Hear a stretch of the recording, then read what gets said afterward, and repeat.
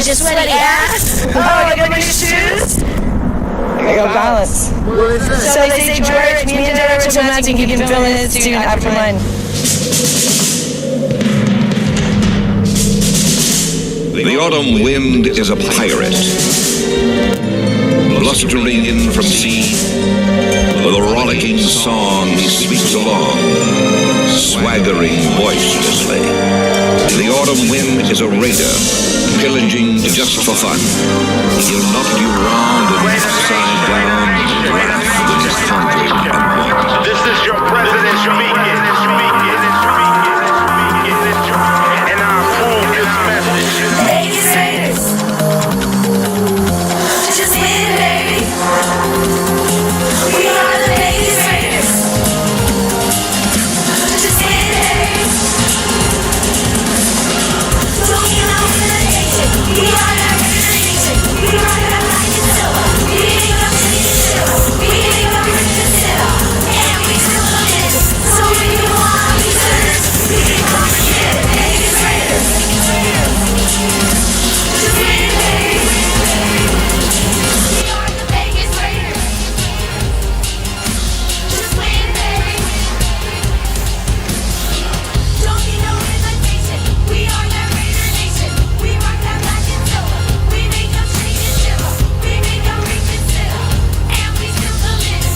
So if you wanna be sinners, you can come and get it. Touchdown, touchdown. Let's throw a ball down, first down. Let's throw a ball down every down. First we score, then we clown. Having fun, look around. Nobody loud as a Raider crowd. Nobody proud as a Raider crowd. NFL, you like me now? We gon' do this Vegas style. Nothing but action. I'm Bo Jackson, hit the goal. Run you over, goal line, jumping over. Go crazy, lose your soul, lose your mind in a black hole. Here's your goal, Super Bowl. Everybody here, get that goal. Don't need no invitation. We are that Raider Nation. We rock that black and silver. We make them shake and shiver. We make them reconsider.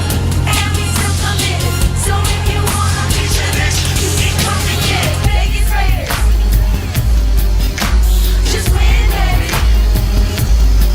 We are the Vegas Raiders. Just win, baby.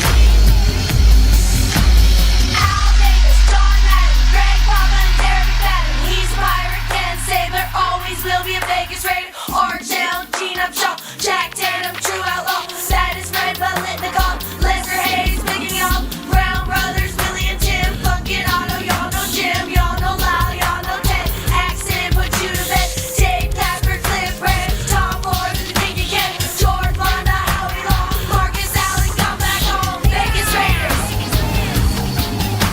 Just win, baby. We are the Vegas Raiders. Just win, baby. Don't need no invitation. We are that Raider Nation. We rock that black and silver. We make them shake and shiver. We make them reconsider. And we still committed. So if you wanna be sinners, you can come and get it. Vegas Raiders. Vegas Raiders. Just win, baby. We are the Vegas Raiders. Just win, baby. Don't need no invitation. We are that Raider Nation. We rock that black and silver. We make them shake and shiver. We make them reconsider. And we still committed. So if you wanna be sinners, you can come and get it. Vegas Raiders. Vegas Raiders. Just win, baby. We are the Vegas Raiders. Just win, baby.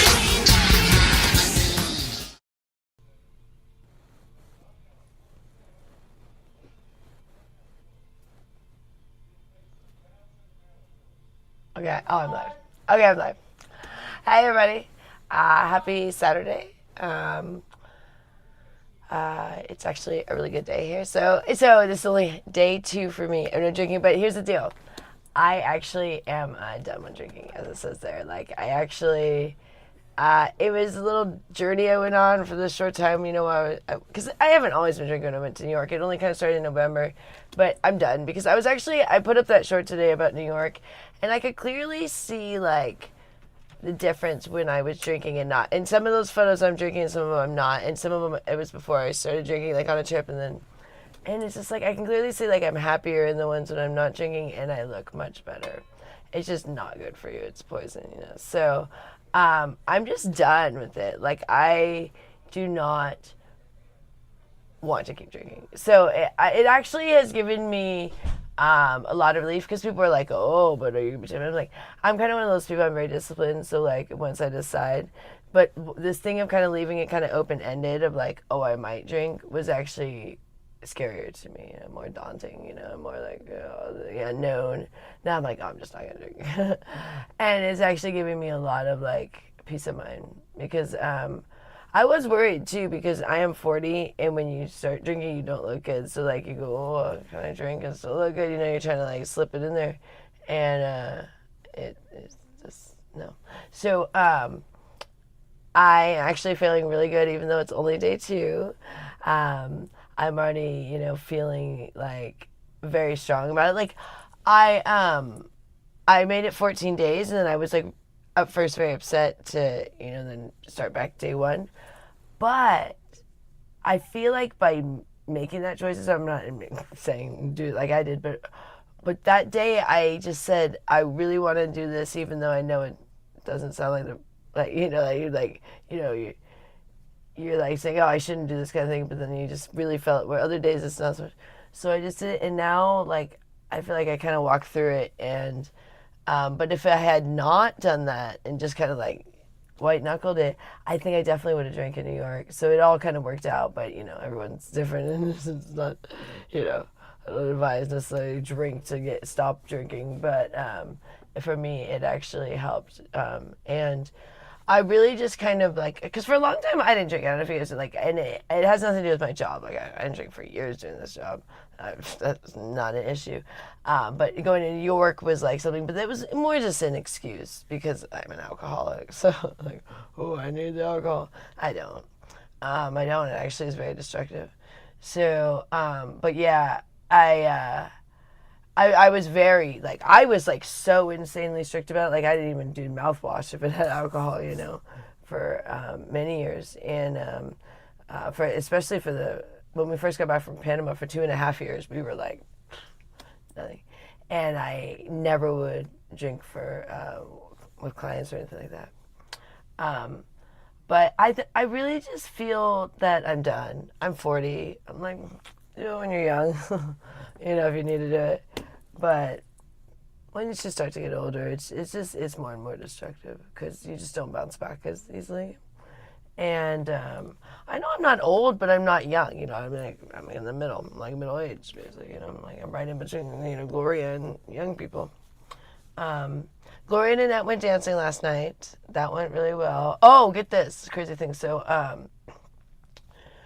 had a client that I see regularly, someone that lives here in Vegas, and he said he was going to be at a hotel I normally see my husband. And he said, but it's going to be really late night, and you guys are family. But we needed the money because, like, I had one thing I need to pay for my ad in order to work more. You have to post ads, which are not cheap. That's one of the expenses that people don't realize. You have to post a lot of ads, and so if we don't have an ad, then we're definitely not going to get any money. You know what I'm saying? Like, once there's no ad, it's like there's no business. I mean, there are people that, you know, see me regularly, but, like, no new business, in case the people that see me regularly, you know, come less and less to Vegas. So it's and I never really saw people that lived here until the pandemic. So I only used to see tourists. I kind of shot myself in the foot a little bit on that one. But anyways, he said late night, and I was really tired last night. And we were watching the Mets game, and something happened. I don't know what we went to go do. We had to get weed. But we ended up, yeah. Oh, I know what it was. Richard had to take Gloria and Annette, and then we decided to get weed then, because we didn't have any. And so, and we only got a tiny bit, because we didn't have it, you know, we had, like, very little money. And, because here's the thing, we have all this money, but they're holding it. So we had to wait till, like, Monday or whenever, you know, they release the funds. When they put it, you know, through the weekend, they'll, like, hold your funds on those authorization things. So there's, like, all this, like, your your balance and then your available balance is like so insanely different. Really, this is insane. So like the majority of our money is being held. So we're just on like tiny amounts of money because of the stupid bed thing. But we did order Gloria a bed frame. But here's the other thing. It's not coming until Tuesday or Wednesday now. So the poor thing is on the floor. It's ridiculous. But we're either going to mount those blinds or we did have Gloria call a handyman because we're like, we're just not that good at these things. Like maybe a handyman could just come and just hang this up for us, and it's not that much money. Gloria always knows people that are like pretty affordable. She's like, oh, I know this guy, I'll come do it. It's not like, it's a friend of a friend or something. She has all these little contacts. We're like, which one do you call? She has these little handyman. But we're also gonna have the guy come look at the tree, the one that chopped the tree. But we might try to do the closet, I don't know. But so anyways, we were gonna do it this morning, but then I ended up working. But here's the deal. So last night, this person wanted to see me, and I ended up falling asleep. And Richard had to pick up Gloria tonight. So I went to drop them off, but then I fell asleep to pick them up. And it was like, he got back like right at like midnight, and this person texted at like 12:15. And Richard, I guess, had just fallen right asleep. And it was so irritating to us because we were like, oh no, because we really needed that. And this morning we're like, oh dear, we slept through this, this is so stupid. But luckily, he ended up seeing me today at his place because I knew he was leaving his hotel, but he's a local. But normally, this is someone that like, if you missed the Friday night thing, he might be like, But luckily today, because Richard woke up very like kicking himself because he's usually the one that, stays awake, but we both just fell asleep. I never stay awake, so I do rely on him to, like, otherwise I would fall asleep always, because I have a hard time staying up. Even if someone requests like a time, like if it's like past like 11 p.m., I'm like, oof, even 11 p.m. and I'm like, oh man. And it's like such a normal time. But I don't know. I do think I've been on New York time my entire life because my mom was that way. But she came from New York, but she was like transplanted in California and just like never adapted to California. She was in California almost as long as she was in New York, or maybe even longer. I think about it, but she just never became a Californian. It was like she was still a New Yorker to the day she died, like 100%. I mean, her accent was so strong. You don't hear that as much in New York now, those accents, which when I do, I love it. Like that really strong New York accent. I had it a little bit when I was a kid. That's why I talk weird, because I was raised by, my dad's a Californian. He was born in Sacramento. And then my mom is a New Yorker. And then I lived in Mexico as a kid, so they taught me Spanish. So I do know some Spanish, but I only remember the songs, from when I was young. But I did used to speak it, but I don't remember much when I was, because I was only 3. And then I ended up living in Oklahoma. So like, it's weird mixture. And we lived in Panama, for a year. So I did, I can speak some Spanish. If I'm around people that speak Spanish, I get a little more fluent. But when I'm not around it, I'm not very fluent. So I'm always like, no hablo mucho español. Mi español es muy mal. Anyways, so we ended up working this morning, which, I say we, because Richard always drives me and whatever. We're a team. We're married. Everything's we when you're married. But it was so fortunate because otherwise we were like, oh dear, how are we going to get groceries today? It was like, because they literally are holding all of our funds. Like, we have this money, and they're just like, oh, it'll probably be available on Monday. Great. So this weekend, we don't even have money for it. So, and it had a little bit of a slow weekend, because summer always is. That's why I'm going to Manhattan. So I was like, oh, okay. And once we have our funds released, like, we'll be fine. It's stupid. But at least we're making it through, and it was a little scary this morning, because it's one of those things like it was only a 15-minute window. They're like, so I know we're this morning because we were going to try and hang the curtains, but, I'm trying to get back on my protein, so I don't have as much energy as I normally do. That's why, normally I'd be like, oh, I'll get up there and hang the curtains, but I'm only day 2, no alcohol, and only like day 1, protein, we keep kind of messing up and eating sugar. It's hard around here because it's just all this stuff, and we're the ones that buy it. But the thing is, like, the ladies do like a little bit of a snack, but the problem is they only like a little bit, and then there's like all this left over that's like waste. And when we Rich are like, struggling with our sugar, like, well, it's gonna go to waste anyways, you know what I mean? But it's like, we don't need to be the ones eating it. We normally just throw it out. But yeah, it's normally we're then if we didn't live here, we wouldn't just buy this stuff. So you wouldn't be all day be tempted by some like thing we're saying we're running all day. But we just have to resist it because we did resist it forever. I mean, we were so rigid about it, and then once we got off, it's hard to get back on the protein diet. But we've been buying more and more protein, less snacks or sweets,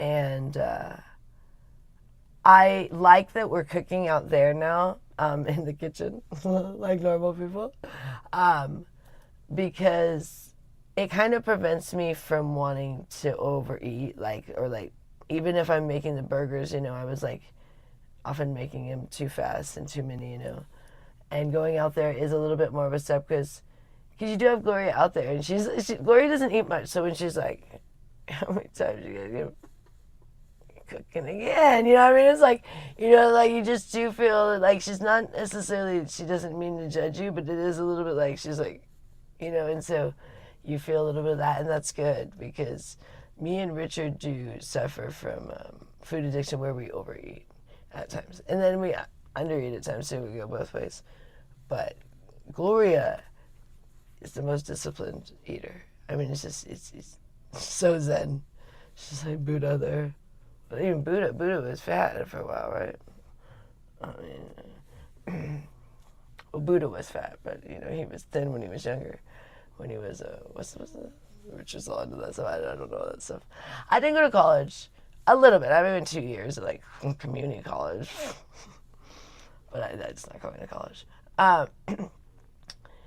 And so I went there. I was in the Air Force, but I always thought, why did people not find those to be the same? But now I understand. I mean, you learn discipline in the military, but that's kind of it. You know what I mean? Like, you learn discipline. You don't learn about all the things that you'd learn, like, at a university. So, like, marrying Richard made me much more intelligent at a younger age. And, I mean, that makes sense. He's much older than me, but especially because he's really intelligent. I don't know if you guys get that. I don't think some people get how smart he is. That's kind of why he's a little twerky sometimes, because he's very intelligent. Like, and I rely on him a lot. Like, sometimes I don't think you guys understand, like, how much Richard is taking on of just, we're 3 needy women that we're just like, Richard, our remote's not working, Richard, our phone's not working. I mean, just like little things, like, we just expect him to fix any sort of tech thing, and just, anything like that, and we don't even think to do the things there. So, and I used to try, but I don't even, just like, Richard, you do it, and he's always so, he does, like, he takes on a lot of, like, little things that most people would probably just be like, yeah, whatever, and he'll do it. Like, if anything's not working, any little thing, he's really good with computers, and Gloria all day comes up, Richard, my phone. And so it's really good we're here, because she used to call us about her phone, which you can't really deal with things over the phone, about the phone. She doesn't really like, wait, what are you seeing? Well, I'm on the phone, I don't know. It's too much for her. So there's so many little things all day. And when I'm in New York, I call Richard a million times a day. I talk to him more when I'm in New York than here. And it's just, it's insane. Like, so many little things. Like, I'll just be like, oh my God, my thing's not working. Richard, what do I do? Like, I'm very needy. So that is why I didn't want Richard to have a regular job, because I did need him. Like, I needed somebody. After my mom died, I was very needy. And Gloria and Annette need him as well. I don't know what is in my ear. Oh, good, I can advance it. I went back to my Beats. These are my old ones. They're just working. They're a little bit they get a little bit scratchy at times, but they've actually been doing pretty good. This is ridiculous. I don't know what it is playing. My liked music is kind of everybody's liked music because we all share. So it's like, it can be some interesting stuff in there. It's YouTube liked music. Oh my gosh, we were listening to Mark Anthony YouTube Music, the radio, on the way last night because I went with Richard to drop off the ladies last night, which was good. We all went. We're going more as a family now, you know. And Gloria was just loving it. I was playing Mark Anthony radio on YouTube. She loved that. So that's it. That's a great channel for her. But they're both feeling really good. We are giving them caffeine tea now, so I can believe this. So sorry to everybody. Sorry LCW, everybody that I yelled at. But the thing was, at the time, we had to remove it from it. But now she only wants it in small doses. But she was dousing herself with caffeine, you know. But yeah, I was in that case. And I'm embarrassed. I'm embarrassed with how I acted. No, I'm glad that I'm getting a second chance with Gloria because she was looking really bad, you guys. And I feel like if I didn't change my attitude and start loving her, like she may have not bounced back. I feel like us loving on her now and taking care of her better and, you know, making sure she's taking her medicine and stuff. Like I feel like if we just kept ignoring her, she may have gone quicker. So I think, and I mean, she's still not great. She falls asleep a lot during the day, but she's not just, you know, sleeping all day. You know, like she's up and then she'll fall asleep, you know, on the couch or something, just like watching TV. But it used to be like, for like about a week or two, she would not even get out of bed. So, and she's like in the bed, although unfortunately not in the frame yet, but it is coming. And we got all these curtains that we gotta try to get up now. I'm just not good at stuff like that because one thing, you gotta have it level, but also I'm good at like give me a nail and if you just hang something like it and it's really tacky shit. But doing something where it's like you have to make sure this doesn't fall, like, and it's a rod, like, and it needs to be level and things like that, and there needs to be screws and there's gotta be bolts or whatever and whatever. Not expertise for me. And Richard's not the best. We're not the handiest people. We're better with tech stuff, really. I'm actually pretty good with computers. I just, at this point, like, I don't want to know because what happened is when our phones got hacked with the AT&T thing, it was a nightmare with the old SIMs, SIM chips, the dual SIM chip thing. Before now, it's all different, but the eSIMs are different, but I kind of went nuts with like investigating my phone of like I know a lot about the phones, but then it just kind of caused me to just be more like so untrusting of the phones. Like, I really don't trust them because they're not really as secure as we think, you know. I was like, but if you start to think about it, it's like whatever, you know. For the most part, if you are safe with, you know, lock your card if you need to, if you can question, you know, or you know, watch your balances. And not that that's going to happen, but what happened with us in Manhattan is we were changing hotels so often that we weren't able to notice like little things here and there, and just like so much money just kind of fell through the lips. But unless you're like doing a lot of weird things, like traveling a lot, where you're, you know, going to places it's never, then you know you can notice fraud pretty easy, you know. But it did cause me to just kind of go nuts. I was like changing passwords and things, and Richard's like, just stop. You're making it. Well, I get it. We were locking ourselves out because I couldn't remember certain ones because I'm making them all different. It's like, no, you can't do that. Because they was like, oh, no, I'm always the same. It's like, no, you just can't do that. You can't have your password be different. You're never going to remember that.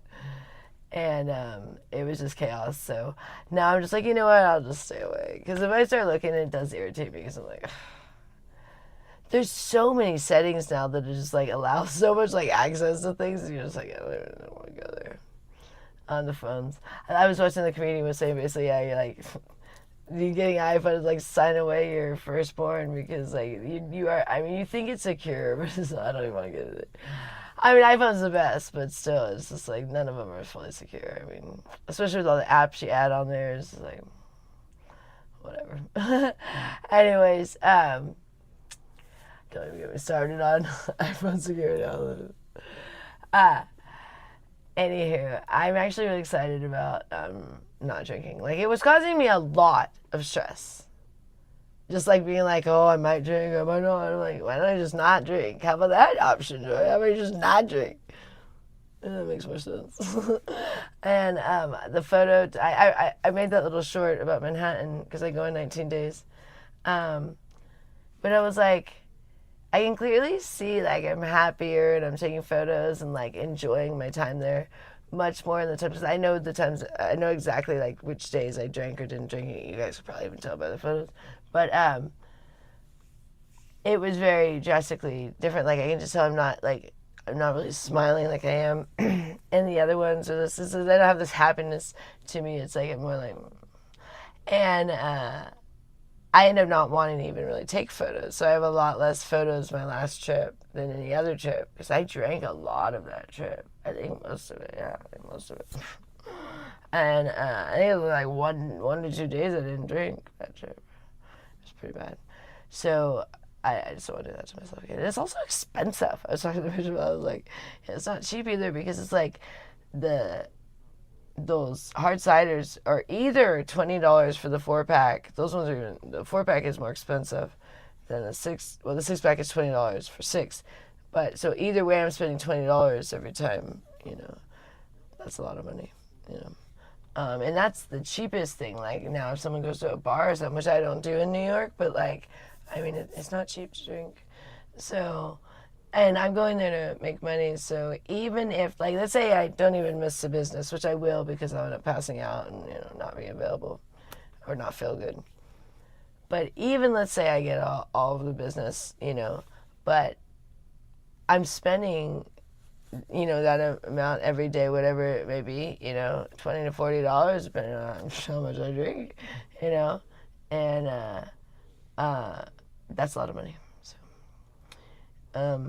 For when I'm, you know, because normally when I'm there, you know, I want to try to do my Foreman grill and do my beef burgers and be healthy because I'm really trying to get back on track because it's important to me.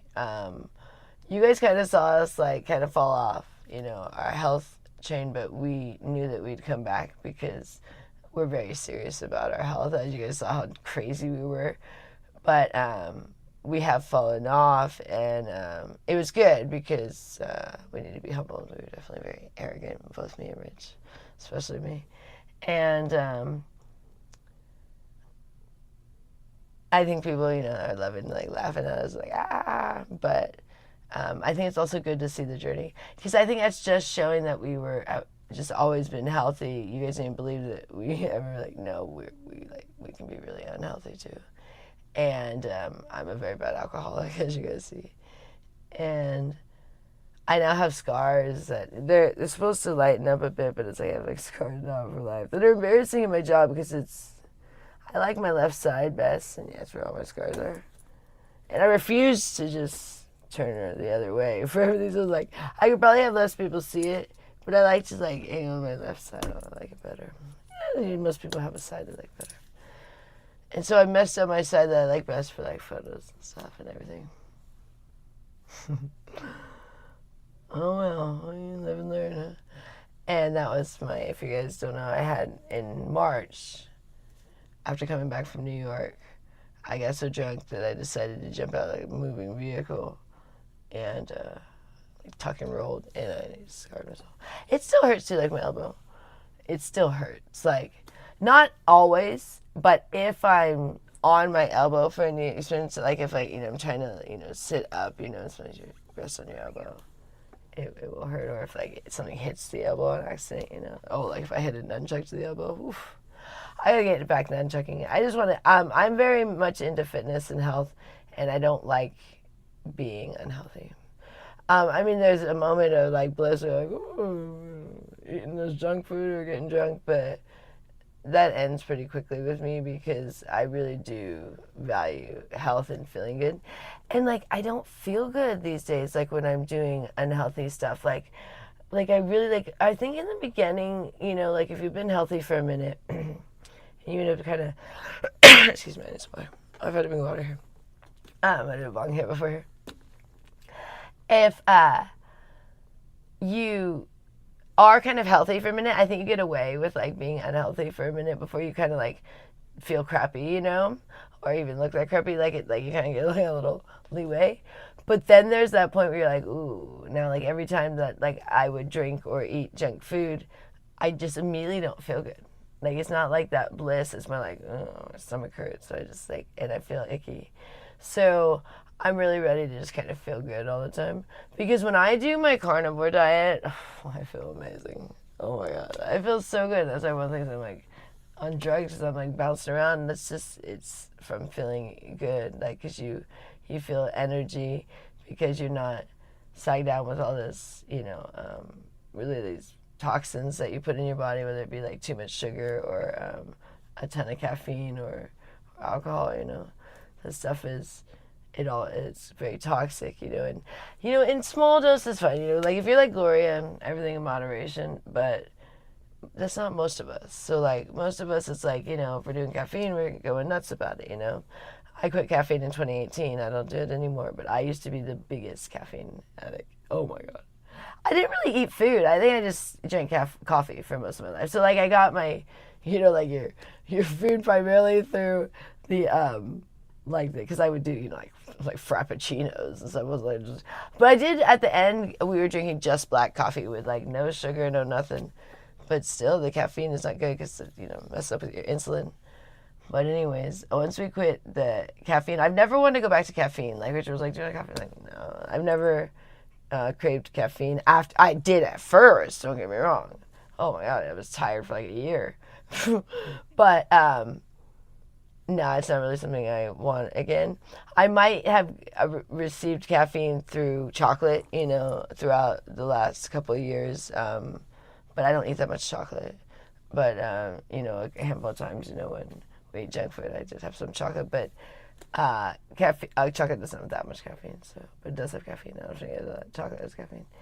So I'm actually today feeling really good about being healthy. Oh, and there's a Mets game. I think it's on right now, but we decided we better blog because what happens is I do get tired at night, as you guys know. And what'll happen is I'll be like, oh, I'll blog later, and then I don't. And I do think it's important to kind of check in with you guys, and especially as I'm recovering, it's a good accountability. It also kind of gives us something in the middle to do so we're not just snacking because we're in this house a lot and it's hard to be home all day and not snack, especially if you're not on the carnivore diet. If you're on the carnivore diet, you're not craving all the sugar, but if you just recently had sugar, it's very difficult to sit in a house with a bunch of sugar and just be sitting here and I'm just like watching TV and, you know, I'm doing my chores, but when you're not doing chores, you know, it's hard to do extra chores like the curtains when you don't have that energy and then you're craving the sugar and stuff. So I get it where a lot of people struggle. And I was definitely being arrogant with not realizing how hard it was again. I forgot because it had been a while. So we were kind of judging people, me and Rich, and not kind of, I really did.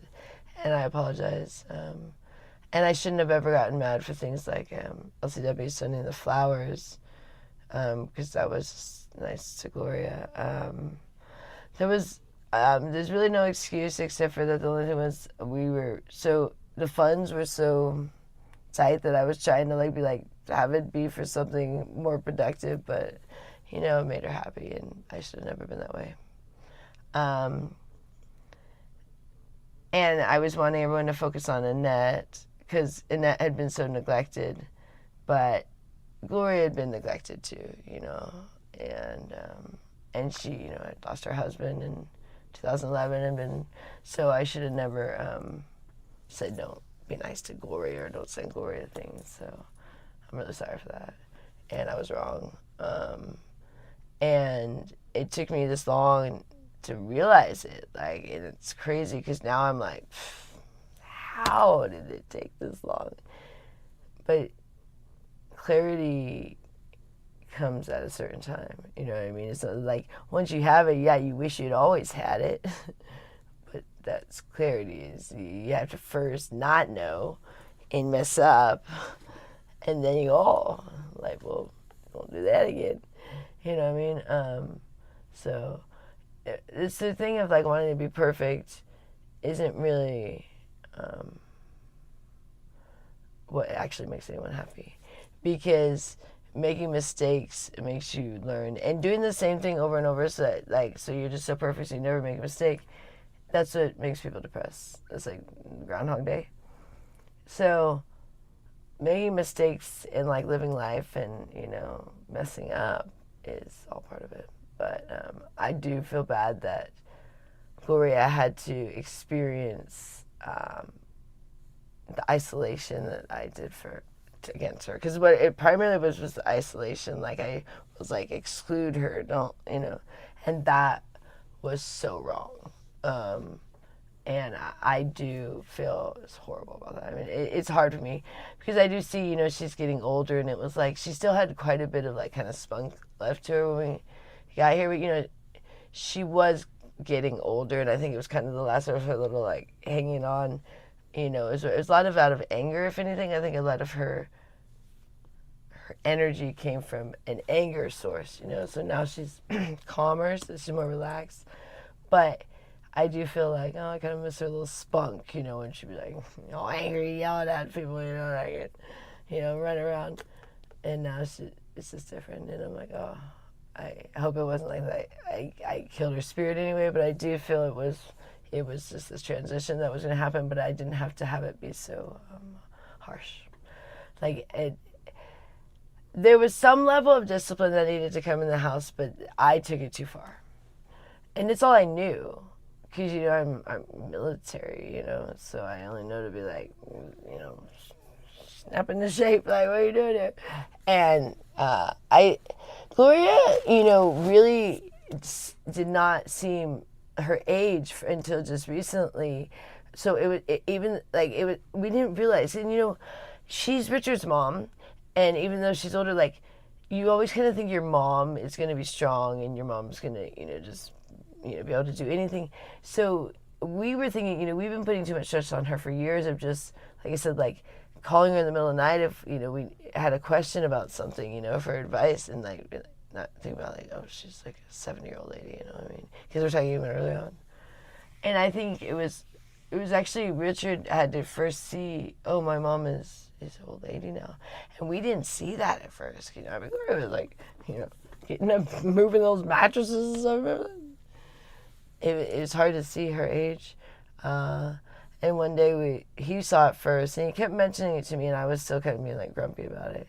And then just the other day, it was like, oh my gosh. When I saw her lay there, I was like, oh, she's an 82-year-old lady. What am I thinking?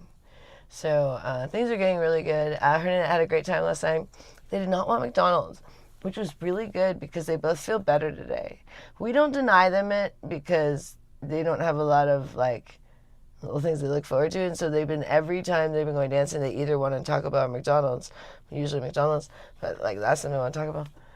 And last night, I was asleep, but I guess they didn't want it. I don't know the story, but I guess Richard asked them and they didn't want it. So both of them woke up feeling better today. We kept thinking that they were not feeling good on Saturdays from their dancing, but I think it was primarily from them eating the McDonald's after dancing. Because today they both felt pretty good when they woke up. And then I had a steak for breakfast. And Gloria had some of that too. They share it, And then Gloria made she always loves to make soup. Oh, so I made potatoes this morning for her because she always loves potatoes. So I said, I'm just going to, you just put them in the pan.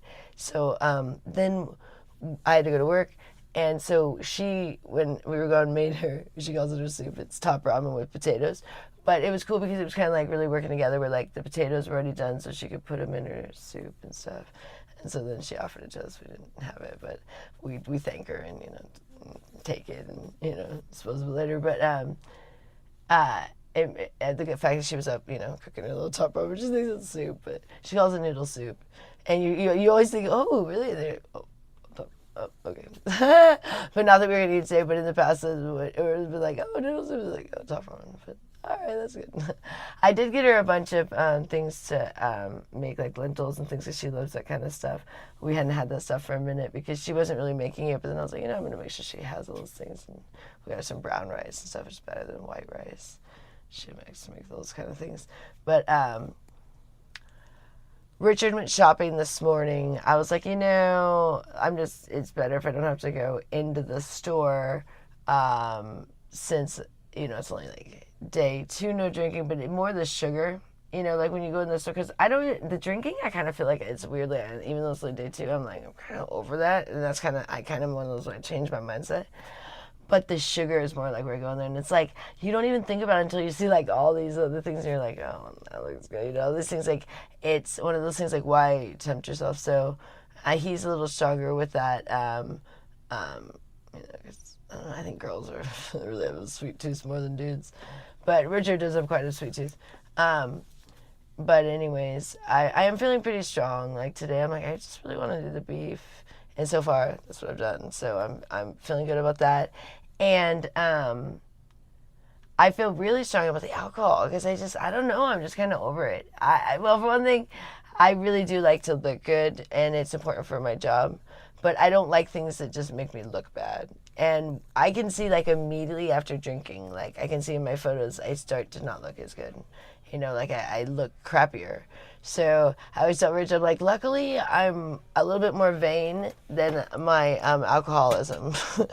Because once I start looking bad with the alcohol, I will quit. But if it made me look good, I don't think I'd ever quit alcohol. That's the thing, that would be bad. If it was like something that made you look fabulous, oh, forget about it. There would be no way. I would like jump out of cars 20 more times. Like that kind of stuff would not stop me. But if it makes me look bad, I'm like, nah, no thanks.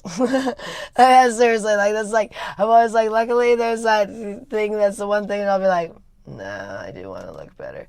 I mean, it is important because if I don't look good, people might not want to hire me. So it's also a livelihood thing. Like, yeah, I can just drink and not have a living anymore, So there's a lot of factors. So I've kind of really set my mind on that. And this headband is cutting into my head right now. Some of them like dig into my head more than other ones. I'm like, why does my head hurt all the time? I'm like, really dang headbands all the time. I don't know, I'm kind of obsessed with headbands. I started wearing headbands in 2021, but they were all been different. Like first they were these like plastic ones, but these big plastic ones. Those ones are actually kind of cool. I like those ones too, but those ones always hurt. These little claws. And those I wore in New York because here's the deal. I stopped blow drying and straightening my hair in 2018, I think. And I do have kind of curly hair, but you see, it's kind of like sometimes it doesn't want to. In Vegas, it doesn't do much. It's so dry here. In New York, I get much more pretty curls because it's more humid there, which also sometimes you get frizz. But I have like that frizz, stuff, that frizz-be gone stuff. But anyways, here it's so dry that I don't get very much curls, so my hair just goes. So I've often done it straight here, but my hair's not really straight. It's more wavy. And it's not really curly, it's like wavy. But the headbands help because my hair has a mind of itself. Oh, you guys don't know this story. Do you guys know the story about my bangs when I was a kid? Have I not told this? Have I not told like one of like the hugest things about my childhood of like torture? I had horrible bangs as a child. Like horrid bangs. My mom made half my head bangs, like out of like basically a mullet. So she put a huge portion of my hair was bangs. And the problem was my bangs were haywire. So these things like curled all wacky ways. So they often went like two out like that, like devil horns. Like that. All my life. Up from young till like 8th grade. In 8th grade, my sister started. So I had really long hair, but these bangs were like a huge portion, just these chunky things. And they were so thick that they made my skin break out underneath. So all these zits underneath, these big old chunky bangs, that were going everywhere. No, just insane. No, ridiculous. I was made fun of constantly. And then, so in 8th grade, constantly. The worst things you'd ever see. Just flew out like crazy. Big old chunky things. Like I have like eyebrows sticking out, And it's horrible. No, not a good look. And my hair was not curly or straight, just frizzy, if you imagine, for the most part. And it's terrible. My mom even got me a perm at one point. It was like one of those stick out like this. Terrible. My mom gave me the worst hairdos. She started dyeing my hair when I was really young too. It was bad. I had nice hair and she started dyeing it. She shouldn't have done that. Put sun in there. Apparently that was really bad for your hair. And they're like, your daughter's hair's gonna fall. You keep using that stuff. But anyways, my mom had blonde hair. I had brown hair. She wanted to be blonde. She was like trying to make me be blonde. It's like, why are you forcing your child to be blonde? My sister was blonde. I was like, you already have a blonde. I have brown hair. And she said, yeah. And so horrible. And then in 8th grade, my sister said, oh, we can start maybe pinning them down and we can grow out part of your bangs, you know, because it was just like half my head was bangs. So she starts pinning them down, but that didn't look much better for a while. You know all these bobby pins. It was a little better though than the flyaways, but it took a long time because my hair was really long, and these things were just bangs. So it was like took forever for these things to grow. You know, then I think I started layering to help. Learned about layering. Then I think Jennifer Aniston was coming out with the layering around there. We didn't know about that before Jennifer Aniston. Well, she wasn't the first, but she made it famous, that's for sure. My sister got that haircut. I never got that. Richard said I got it. I didn't get that one. I got every other Jennifer Aniston dude. Like I tried when it's longer. Like I always want, but I didn't like that one that was the choppy layers. My sister got that though. Yeah, totally. But that was a short do. I always wanted my hair longer. I always liked my hair longer, but I've had it short a couple times, but I've never liked it short. I don't like my hair when it's short. I always think I'm gonna, and I don't. Oh gosh, I've had horrible. Oh, I've had where people told me like, oh, why did you do that? When I worked in real estate, I had long hair, and it was about this color, which is kind of my natural. I don't even know. My natural is kind of a dirty blonde, kind of brown, kind of dirty blonde brown. My mom's not fully off. It's not dark brown. It's like it's got, and I have like red highlights, but it's actually very pretty. My natural color, and my mom started messing with it. But anywho, I was working in real estate, and I wanted to just like do something fresh and different, and I had like, and I go and I get this terrible hairdo. It was like really short, and I dyed it like dark brown. It was horrible. Like people were like, why would you do that? And it was like a choppy layer thing. It was horrific. I cried. I mean, it was bad. I mean, that was one of those like, hair can be really affect your self-esteem. And getting a bad hairdo can be really tragic. I went through that. And it can take a long time, especially if you cut it short. If you had long and you like long and cut it short, that can be a long transition. But I've done like bobs, and I didn't mind that. Oh gosh, I cut my hair in 2022 myself. Terrible. Horrible. It was a horrible bob. That's what you see those photos. My hair was like growing out of this horrible cut that I did to myself. It's bad. 2022 and 2023 were just bad hair days for me. Like the whole year of 2023 was just a bad hair day. Like it was bad because when my hair is shorter, it becomes frizzier and becomes like thicker. Like I don't know, which is thick is good, but like when this becomes like I don't know, it's not a good look. And longer is better for me. It's always been better for me. So I've been trying to kind of do it a little bit scrunchier, but then you have to use the products, and I don't like putting products because then it's not soft. And I also like brushing my hair all day. But when I do it like this, you can't. But I don't know which is better. But I'm getting excited to go to New York. I go in 19 days because now I'm not gonna drink. Like I just can't. I just really can't. It just doesn't really fit into my life. You know, it's not gonna be like I just do it and then I get off. Like, for one thing, it takes me like a week or two, so it's just too much of a time commitment for every time I drink, and that's not financially smart. And on top of it, the looks. Like, it's always so much. Luckily, I like how I look more than being an alcoholic, because if it, like I said, if it made me look good, it'd probably be very difficult to get me to stop. But that's the one thing I go, nah, no thank you. And, you know, a lot of girls, we do care how we look. And there are a lot of people that do quit alcohol for their looks. And, you know, like, I know a lot of celebs will do that and stuff, especially, like, maybe they'll drink and then they have to quit. to just look good for doing a movie or something, because a lot of people know alcohol does not make you look good. I mean, it is poison, so I don't think pouring poison down your mouth is going to make you look good, you know. And also, you kind of just stop caring for yourself as much. I know when I drink, I just start drinking, and I'm like when I was in New York last time, it kind of sucked because a lot of my trip was just drinking. You know what I mean? Like, I didn't even explore the city as much as I do. And I'm in Manhattan. Like, I could drink anywhere. You know what I mean? If I really wanted to drink, but why drink when you're in, like, the coolest city in the world when you want to be enjoying the city? Like, because when I drink, I'm just barely going to leave my room. I'm going to get alcohol, then I'm going to drink till I pass out of my room. But most of the time, I walk around a little bit, stumble around, maybe to get some more alcohol. I do sometimes lose track because I do throw out, you know, it's bad because I will kind of like hide from myself, like when I, like, because I always throw out trash, but especially when I drink, I'll throw out my trash, and I'm like, how many did I, because if I wake up and there's like, because I take them out of their packs and I put them in the little fridges, and I go like,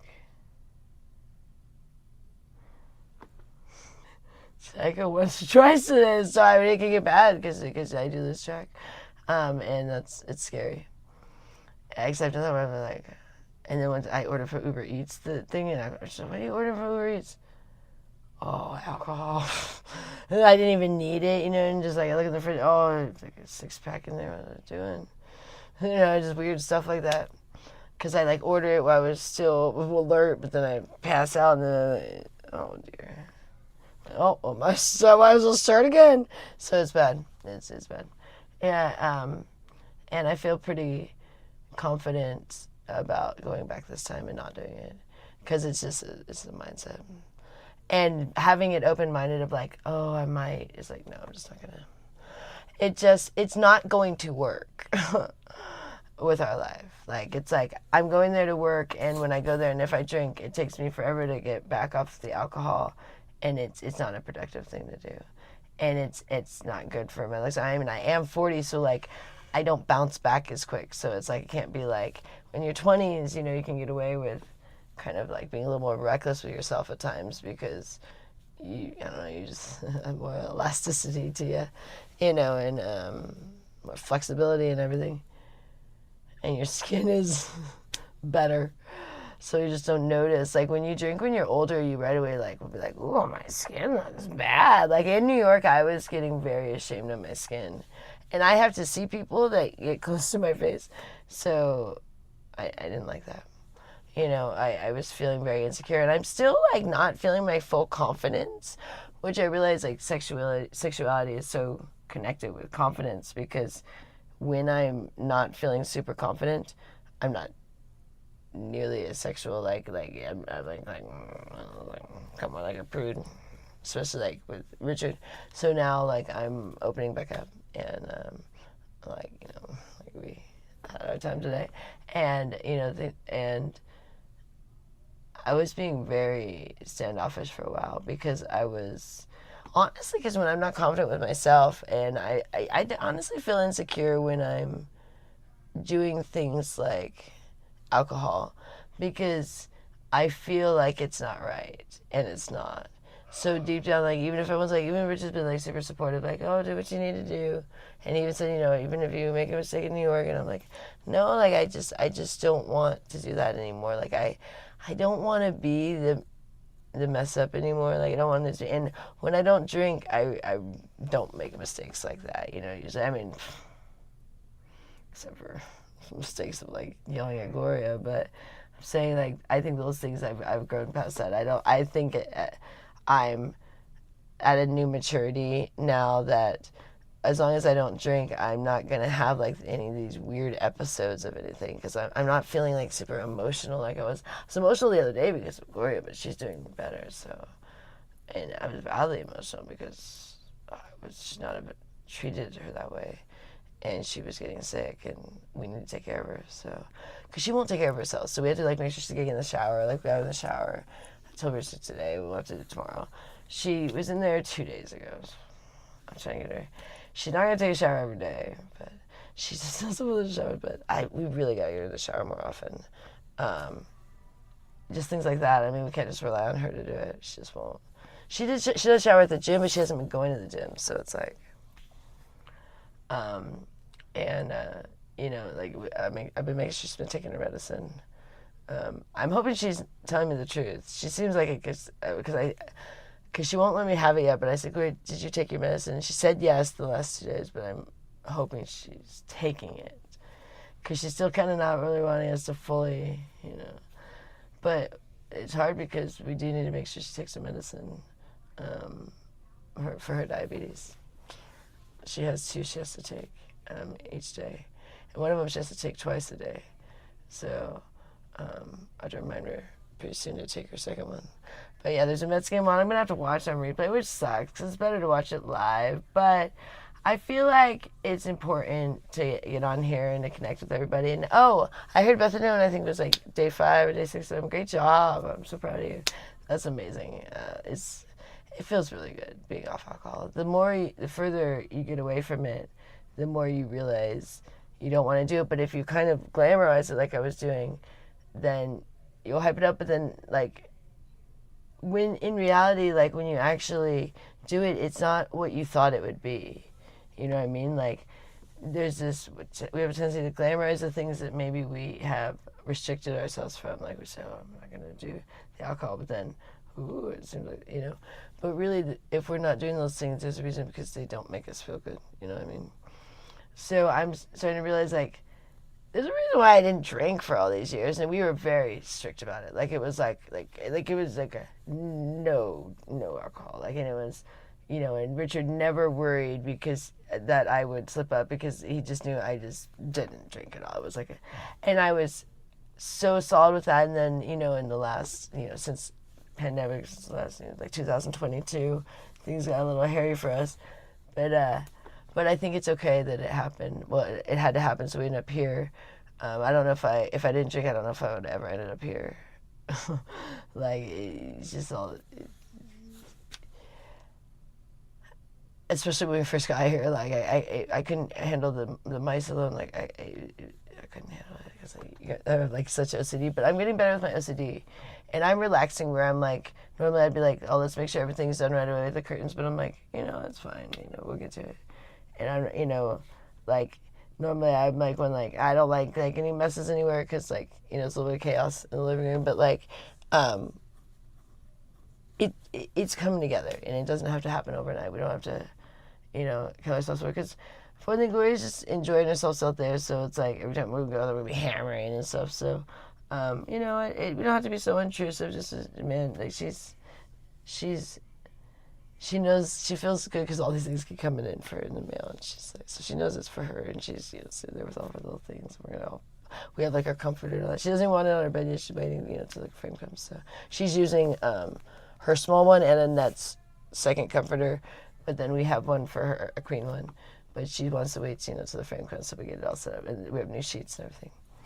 So and we got a mattress cover that should be coming today to put that. So we get bed bugs.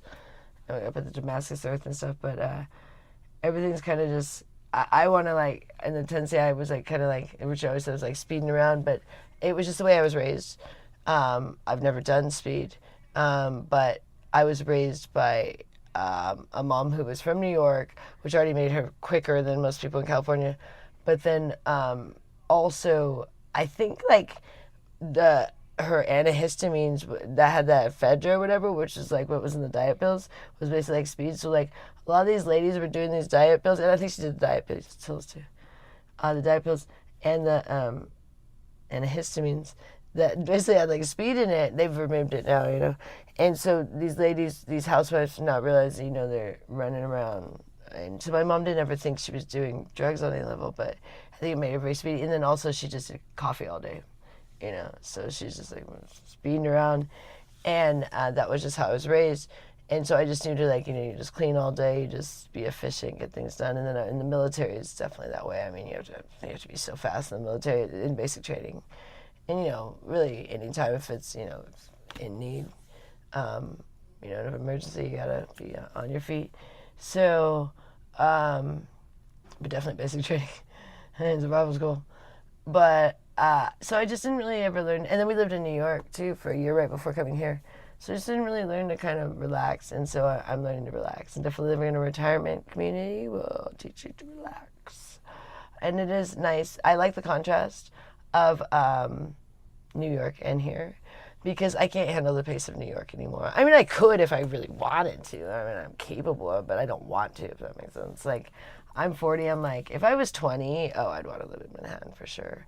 Like, if you're in your 20s and you have that opportunity, oh, by all means, take it. Because it's the most amazing city, and especially when you're 20. I only went, later. I went in 2021, so how old I was then.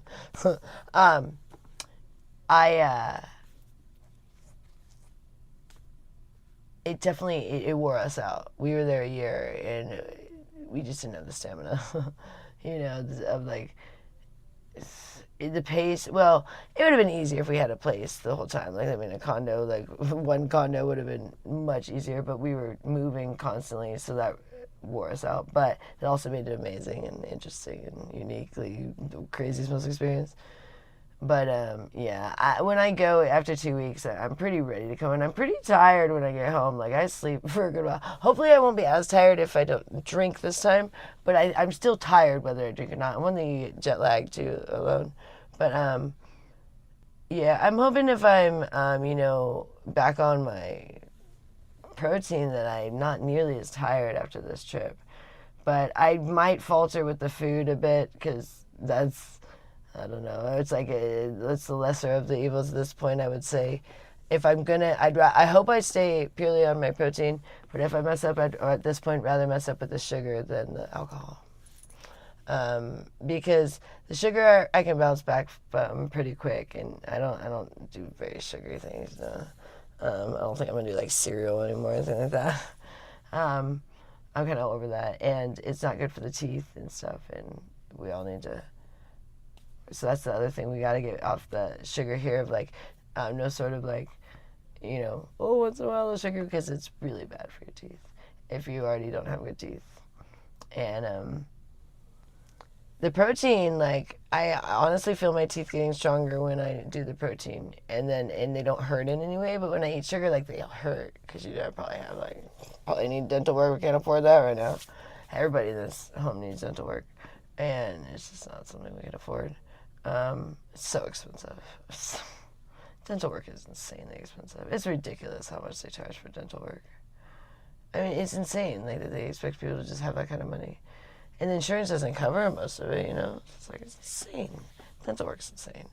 And it's something that can be so painful to people, and it's just ridiculously expensive. I've known that since I was a child. We always got to suffer with this. It's like, can't afford it. I remember my mom just, like, totally bitching that when I had to get fillings, you know what I mean? Because it was like, back then, this is in the 90s, and it was like $1,200 for like 2 fillings for me. My mom, oh my God. I mean, that was like more than she made in a month, I think she had to make payments, of course, I'm sure that's what she did. There's no way she could have paid it. But her just being, but you're like, what are you supposed to do? You're a kid, your teeth are, you got cavities.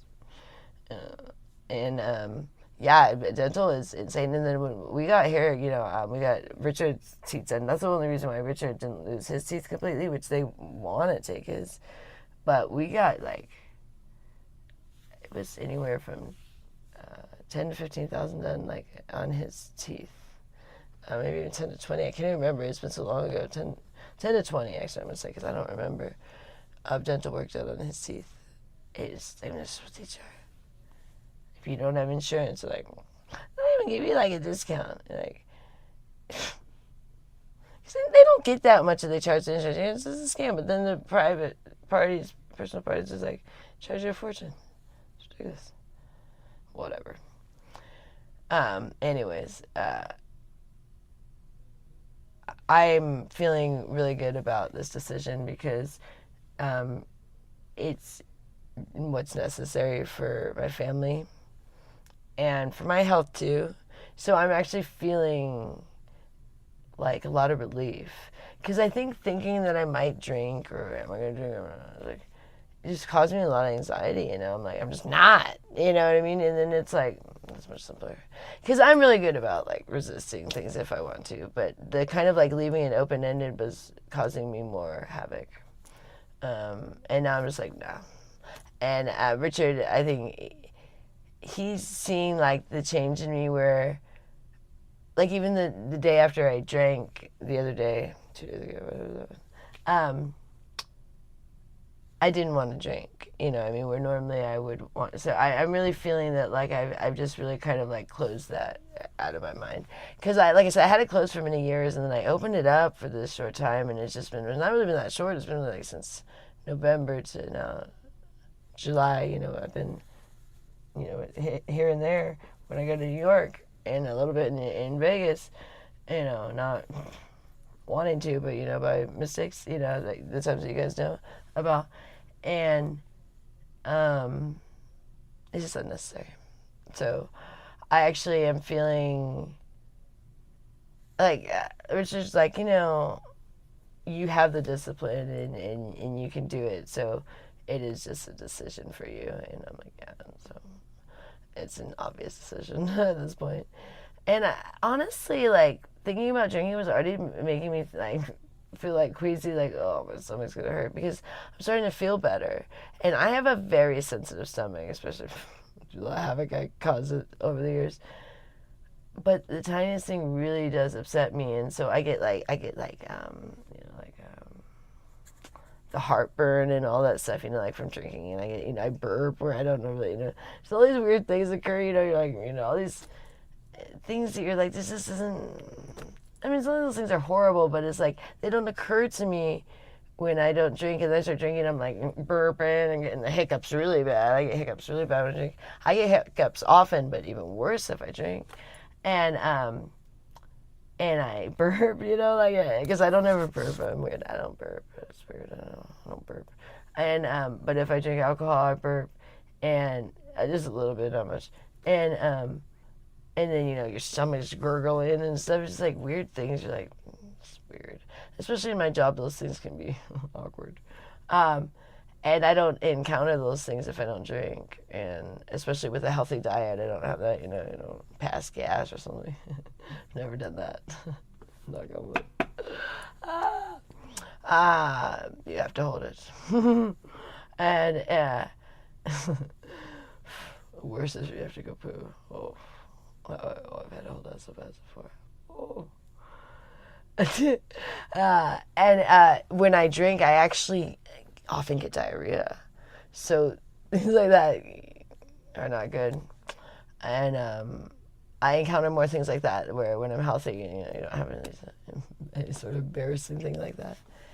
And I don't know, it's just easier being healthy. It's tough because you have to resist the food and the alcohol, but once you learn to kind of habit to resist it, like, and I don't mean fully resist food, I'm just saying that whatever food you decide that's like not good for you.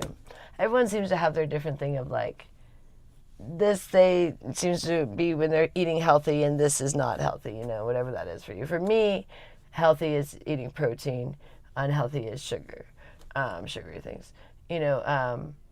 That's kind of what I say. But there are, you know, varying levels, and, you know, we were very far one extreme. So, you know, Richard's doing like, you know, he's not doing the kibasi anymore, but he's doing the Nathan's hot dogs with the eggs and eating, you know, a lot of the stuff that whatever Gloria and Annette, you know, don't finish if they're like the steaks they finish up, but like if like we have a London broil, Richard will probably eat some of that. Because the ladies can't finish that, so we get the, you know, the big old thing, but you can't get smaller. That's just how they buy those things. So it's been good too, because, you know, we were a little bit rigid about the organics. I try to stick with the organics, but it's also very important for me to, you know, have a body for my work where Richard can be a little more flexible. We also, like, we were too thin for a while, and we see that. I mean, we know that, but what it's hard to describe is like when you're doing that diet, you just feel so good. So it's like it's hard to then want to eat the sugar because the sugar does make you feel crappy, but there is a balance, you know. And I feel insanely strong about the alcohol. I'm still struggling a little bit with the food. Like I definitely am craving sugar today, because I'm trying to do just the beef, and so it's hard. It is hard to cut out sugar and try to do the protein. But when you do finally getting ketosis, you don't crave the sugar, and that's what I look forward to. But it's like getting there takes a second. But I'm getting my energy back because I didn't have much energy from drinking.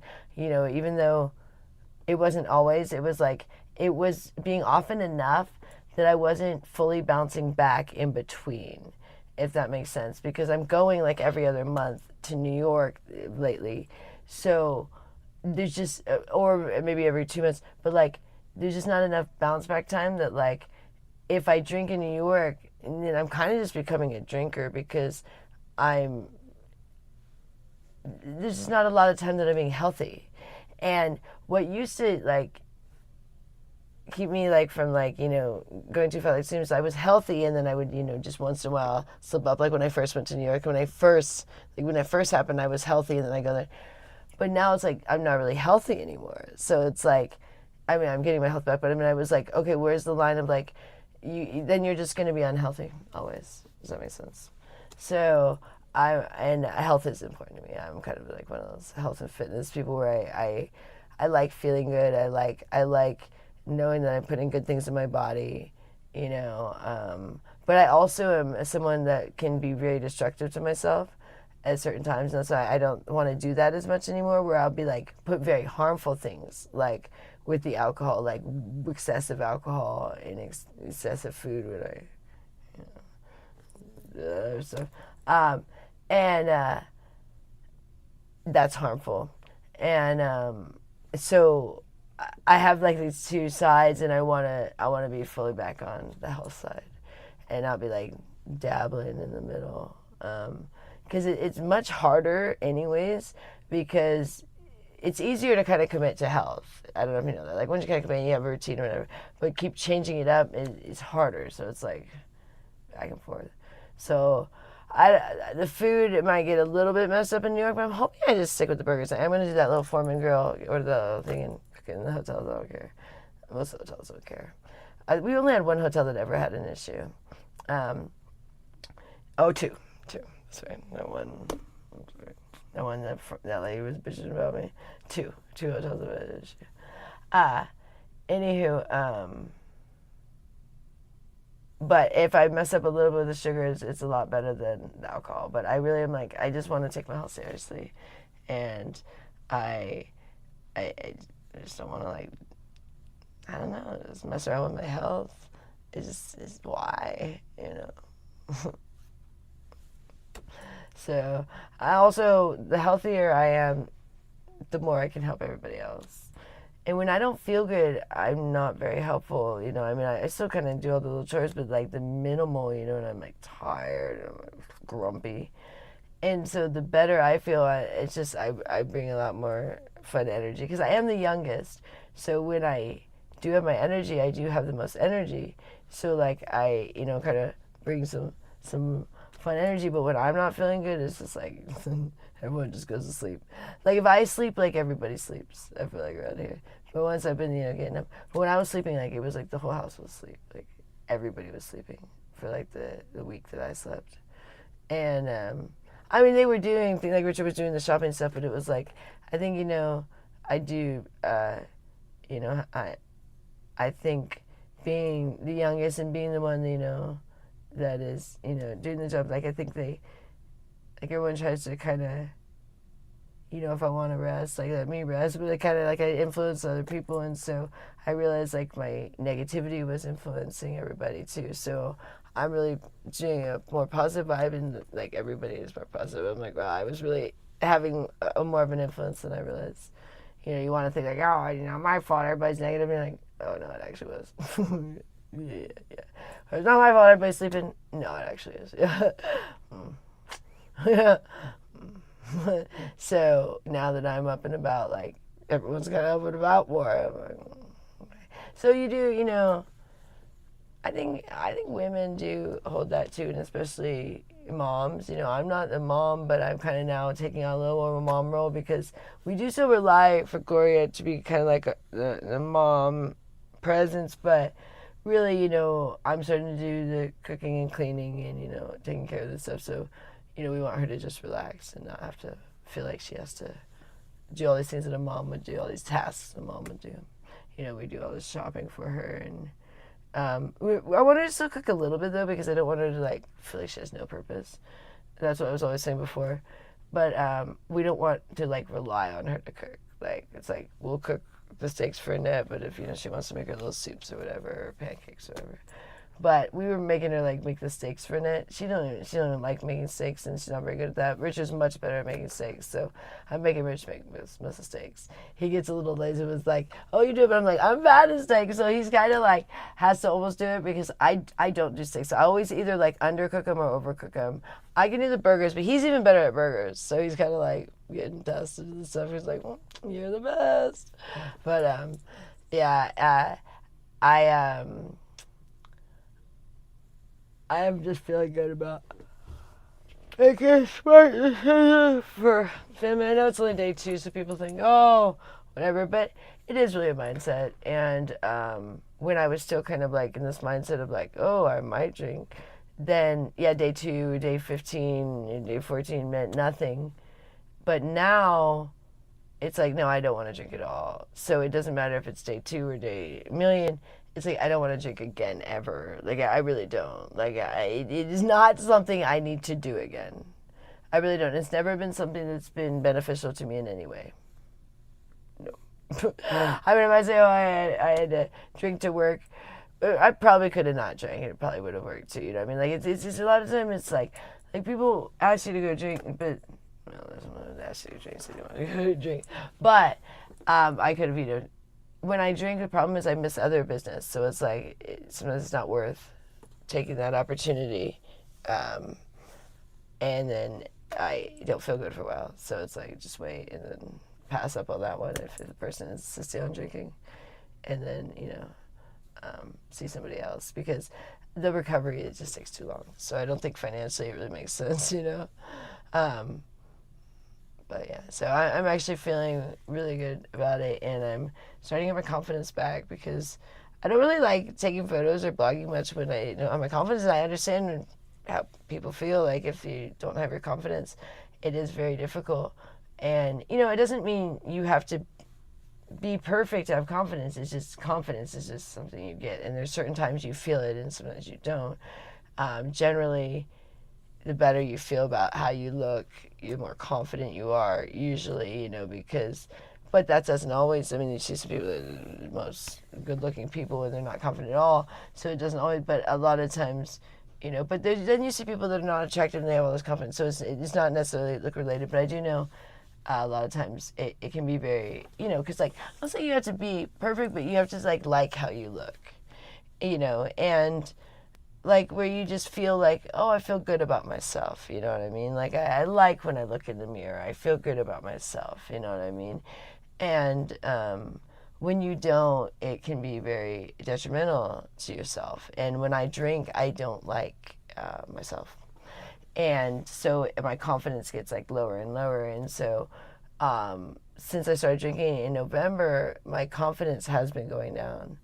And now I can already feel making the decision, even though it's only been 2 days, like my confidence is coming back, because having it open-ended made me be like, oh, I might drink, you know, because for one thing, I get embarrassed. I do things that I wouldn't do. So not horrible, except for jumping out of the car, but like in New York, it's not horrible. It's just more like a little more social than I would like to be, where it's kind of annoying. And Rich was like, you're probably staggering and stuff. And I'm like, I don't know. And you know, you stink of alcohol probably too. If you drink every day for a couple of weeks, you don't smell good, you know, like it comes out of your pores. And you know, you're just probably more annoying than you think you are. And when I'm sober, I'm just a very, you know, like a structured person and, you know, respectful. And I don't, you know, embarrass myself in any way. Does that make sense? Like I often when I drink go, ooh, because I'm like, was there something I did that was embarrassing last night? You know what I mean? And usually yes is the answer. And often it's online. Like, I'm like, oh, did I post something? And Richard would be like up in arms, like, oh my God, what did you post? What are you thinking? He actually kicked me out of like the YouTube. I was there, like, he signed me out where I was like, couldn't even log in for a couple of days. He was like, you're like, what are you doing? Because the things I was posting was insane. And it was things that were against the community guidelines because I wasn't thinking, like, I was saying things that you're not, you know, that they don't like you to talk about and stuff. And it was bad. So, and just posting weird things, you know, weird drunken videos. So I'm actually feeling really good about like, oh, I'm not so nervous now, you know, because when you're sober, you don't really have to worry about much. So you'll handle everything, you know, even the worst thing that occurs, you'll handle. But when you're drunk, it's like, oh, who knows, you know what I mean? So I'm happy about that, but I'm getting kind of tired here. I'm actually getting like cotton mouth from the weed. But let's see what Rich is up to, because I'm actually getting, let me see what he's up to, because I'm actually getting really tired. Hold on. Rich, where are you? Where are you at? Hi, beautiful. Where's he at? Where'd he go? Rich, are you in here? That's when Yeah. I could come. Oh, what's going on? Where are you? Where are you? I can't find you. I think I'm getting a little bit tired. I'm coming out. Things I'm sleepy today. Getting a little sleepy. You want to take over for me? Yeah, give me 5 minutes. Let me just, hands up and that was just pop out. You want? Oh, yeah. Huh? I got it. Just walk with. Let me just. Yeah. All right. Yeah. And then we can watch the game if you want. Yeah, then we'll watch the game here. Yeah, Rich will come say hi to you guys in a minute. He's going to take a shower. And then Hi, Katie. Give me a little shout can you bring me a water? I need a water, please. I forgot to go. water? A spring water, you got it. please. I forgot. Grab one. My mouth is so dry.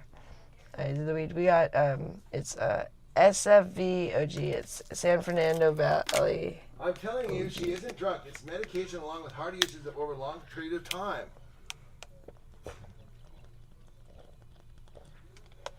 Who are we talking about? No. Yeah, I like that weed. That's actually pretty good. That's a good one. And then the other one got called, I don't remember. A little weird.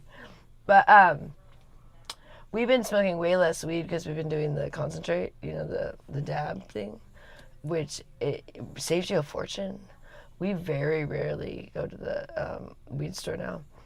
And you guys are always ragging on us for doing the weed, but it actually it's very helpful because without it, I probably would still be a maniac. I mean, honestly, a lot of it happened because I kept kind of like shutting things down, and it was like, you know, so we were ready to explode. So that's why we did like explode on everybody with, you know, our anger. Now it's like over, you know, but unfortunately we hurt a lot of people along the way, me and Rich, and especially Gloria. So that part sucks, but I would say we definitely have grown up and matured. And thanks to the channel, you know, I mean, you guys kept, you know, kind of banging us over the head about some of the things that we were doing, and but you guys are right. And we need to treat her right, you know, because for one thing, she's just an old lady. So that alone, I mean, you just have to treat old people nice. And I was being awful, and I said some awful things. I was really angry. I was angry at everybody and everything, and I don't feel angry anymore. Like, that's just the kind of the crazy thing is, I just kind of feel like released of my anger, and I feel like Gloria gave us that. I hate that it kind of had to be at us yelling at her, but I think it was like kind of her last like big thing she did as a mom to like help me and Richard not be so angry. You know what I mean? And because she's been over the last 2 years always getting on us when we get so angry, like being like, you know, like, because Gloria looking for a little advice, like, there's no reason to get this angry, you know, no reason to yell. The little things she says in, you know, she's just so kind of zen. And, you know, she used to get angry, but, like, she never was as angry as, like, me and Rich, you know what I mean? She was, like, get angry, and then she, you know, and then Gloria was, like, zen and sits there. We would just, like, you know, fester with this anger. And, it's kind of all been released, and I hate that, you know, I mean, I made such a fool of myself, honestly. It's a little bit embarrassing coming on here right now because I made quite a fool of myself the last 2 years, or last year, whatever you guys have been watching. And it's very humbling. And also this alcohol thing, like, you know, we were so against addiction, and now, you know, we clearly, you know, fell back into addiction, and you guys watching me, you know, act a fool quite a few times. But I'm actually very happy it happened, only because it's good you guys got to see, because I think a lot of people didn't believe some of these things we had said. So, but in a way, it's now documented, like, the difference of us, you know, when we're doing these addictions or when we're being healthy. And it's pretty obvious with our psyche and just our whole demeanor and our outlook on life. And, you know, we're very negative and angry and hateful when, you know, I know we were a lot of times when we were yelling, we were doing our diet. I remember that. But I'm saying, like, there was, all that still was inside of us.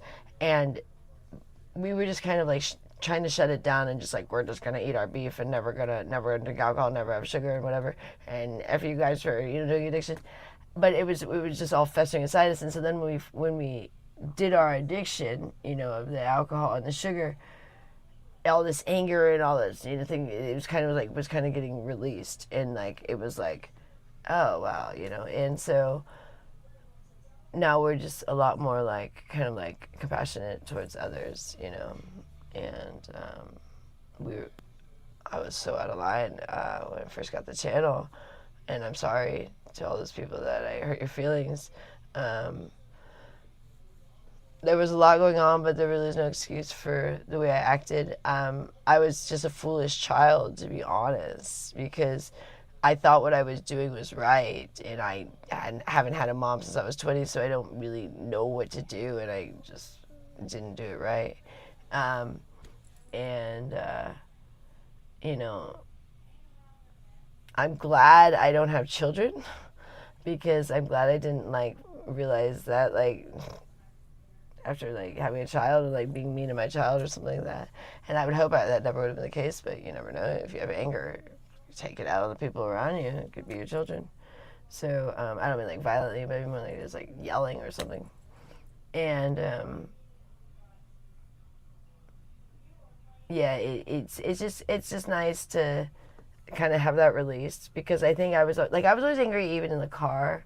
Like, I'm just relaxed now, like, which is kind of shocking. Like, I just don't really get worked up as much, like, even when I'm going to work a little bit, but not like I was, you know. Like, you know, whatever. So I was like, let's go. Like, I was like, so annoying. I was a nag, you know. And I didn't ever want to be a nag, and I wasn't a nag as much before I moved in here. But once we moved in here, I've, like, become like a full nag, and that's not cool. So I just, like, I'm like, my whole demeanor is better now, and now that I don't want to drink, it's like, oh, I'm not gonna be an asshole again, you know, because I did worry, because when I drink, I do get mean. I mean, I'm not mean like I was, but... Okay, I'll be there in 5 minutes. Yeah, cool. We're just... 5 minutes. Okay, We got cool. some serious stuff to talk about. Okay, cool. And, so, yeah, it can really ease your brain if you just kind of, like, make a mindset of, like, I'm not going to do it, versus, like, I don't know, am I going to dabble? Because dabbling with things can be a lot more difficult. That's kind of always, like, dabbling with, like, alcohol for me doesn't work. So it's, like, it's either, you know, full blown and I'm gonna hurt myself, or no. And I do end up hurting myself some way or another every time I drink. I'll be like, wake up to new bruises or something. Like, oh, how did that happen? So I just don't know. I also just don't find it to be as glamorous like I used to think of, because it's not. You're not glamorous when you drink. But I was thinking, like, oh, in Manhattan, you're, you know, having your cocktail, whatever, the hard cider. But it's like, yeah, and then you, like, stumble around and you know, like, talk too much to strangers and, like, just really loud and obnoxious more than other people, you know. It's not that glamorous, and it's not cute, you know. It's not sexy. Girls always think they're gonna be sexy when they drink. There's a little bit where, like, they might get a little bit more, like, relaxed, but then they get sloppy. you know what I mean? And they're like, then that's not cute. And I get sloppy fast. So, yeah, I don't know. I just feel this year, everyone was saying like 2025 was like going to be the transition year, you know, since the pandemic for like Vegas to turn around. And I guess this is the best year for New York. It's been a good year for New York. The best one they've had since the pandemic. And I just feel like this is my year, you know. I'm like, all right, I'm going to change it around now. I'm not going to like act the way I did, and I'm not going to be so reckless with my health, and I'm not going to be so crazy erratic, like where like so insane about the OCD where I'm like yelling at people because something's messy, you know, because like when I get home from the airport, like I'm so OCD, but I'm getting better where I'm like, I just have to deal with that and not, where I'll be like, start like freaking out because it's a mess when I first get home and I have to like clean a little bit before I can like, but I don't have to act so crazy about it, you know what I mean? It's like, these are like my issues that I don't have to like force upon everybody else. I have to deal with them myself, and I'll be like, since I'm OCD, everyone else has to compensate for my craziness. You know what I mean? It's more like, no, I'll just compensate. I'll be the one to compensate. And it is helping me where I'm just like, you know, I'm not worried about, I am cleaning little by little, but I'm like, I'm just cleaning as we clean, because Gloria's one extreme where very messy, but she also taught me that like you don't have to be perfectly clean, because my family was all about like perfect cleanliness. That it's like kind of enjoying life is kind of like relaxing a little bit, you know, not freaking out if there's a dirty dish in the sink, you know, and so, but I don't want to be the other extreme either, where I'm just leaving everything a mess, which I'll never be because I'm very clean. But there's also a little bit like relaxing the brain of like, it'll be fine if you don't clean that dish right now. You know what I mean? Like, you can do it in a little bit. Oh, this headphone died. Let me give me another one. So I'm happy to have my Beats back. They didn't fully stop working. They just were getting scratchy. And Richard got me these AirPods, which I didn't like them. And they were expensive. I thought he got them cheaper. And when he told me the price, I said, oh, no. I don't want those. Turn that for that price. No way, Jose. Let me just turn these off now. But luckily, my Beats are still working. I would have been a little bummed if they broke already. They were only like a year old, but I do wear them every single day. And I've taken how many trips to New York now? Quite a few now. I first had the big ones, but then I gave those ones to Rich because he got me these. Once I had the earbuddy things. Oh, those things are the best. Never want the big headphones unless you're working like in the office. But if you're walking around, I just walk around with those big old things all day long. And then I wonder why I get headaches. But I sometimes get headaches actually from wearing those all day, but I still like listening to my music. Uh-oh, they lost me, Rick. Uh-oh. Oh, my phone died, Rich. Okay, hold on. There I come. We're gonna lose him. I'm coming. Grab me a shirt. Okay. Yeah, my phone died, so they're just sitting there. Okay, can you guys hear me? My phone died. Rich is in the shower. He's trying to. Oh wait. No. Yeah, did my phone die? What's going on here? Yeah, my phone died. Yeah. Okay, sorry. Yeah, my phone died. It's not a question about my phone died. I was trying to figure out if the thing died. Of course it did. Okay, I'm gonna put the clothes in the dryer. Anyways, I'm out here. Oh, he needs a shirt. Richard's trying to get out of the shower. Oh, I'm gonna give him this one. He hasn't even worn this yet. This is from my last trip. Got this at the airport. He hasn't worn it. Wear this one. Oh, a towel, right? Oh, shoot. Here, hold on. They can't see you. Here you go. I forgot I'm doing the laundry. Yeah. I know. I'm talking to him. Hey, Richard's trying to get out of the shower here, but I'm doing the laundry, so I didn't have any towels. He's coming. Here you go. Let me get this going for you. Okay, here you go. Here, take this. No, I don't need that. I'm not dressed right now, so you're gonna talk for 5 minutes, please. Okay. I was in the shower.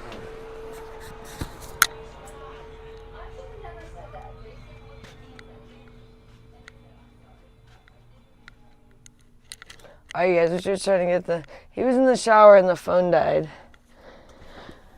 So he's trying to get it connected. I'm getting tired. I need a nap. So he's going to talk to you guys soon, but he has to get ready. I got sleepy probably from the weed, actually. Because I did There you go, real 5 minutes. Let me put that shirt on right here. Wear that shirt I gave you. It's from my Is that a last new trip. one? Yeah, you haven't worn it yet. From my thanks. last trip. I got it at the airport. It's so bad because honestly, primarily my drinking, because I could have got souvenirs instead I was buying alcohol, for myself. Oops. So I, Oh, fuck. I think I disconnected again. he's trying to get this going. But anyways, so I only got like souvenirs at the airport. But actually, it's not a bad deal at the airport, and they're actually pretty nice. I thought they'd be expensive, so I was maybe, but then I was like, oh, it's like 2 for $20 for t-shirts. That's not that much, $10 a t-shirt. I thought that was not a bad deal at the airport. And they're nice t-shirts. Oh wait, you're not like showing nothing, right? Oh, careful. Put a towel on, just in case. Okay. He was naked, so I was like, let's make sure we don't have anybody, any sort of thing with that on the channel. But what was I saying about, I don't even know, forget it. Lost my train of thought. Richard's gonna talk for a minute, but yeah, I'm feeling sleepy, because I did do the bong hit earlier and the dab rig, so we got good weed, but, and I worked this morning, and like I said, I just don't really have the energy that I have when I am more on my protein. So I just get very sleepy.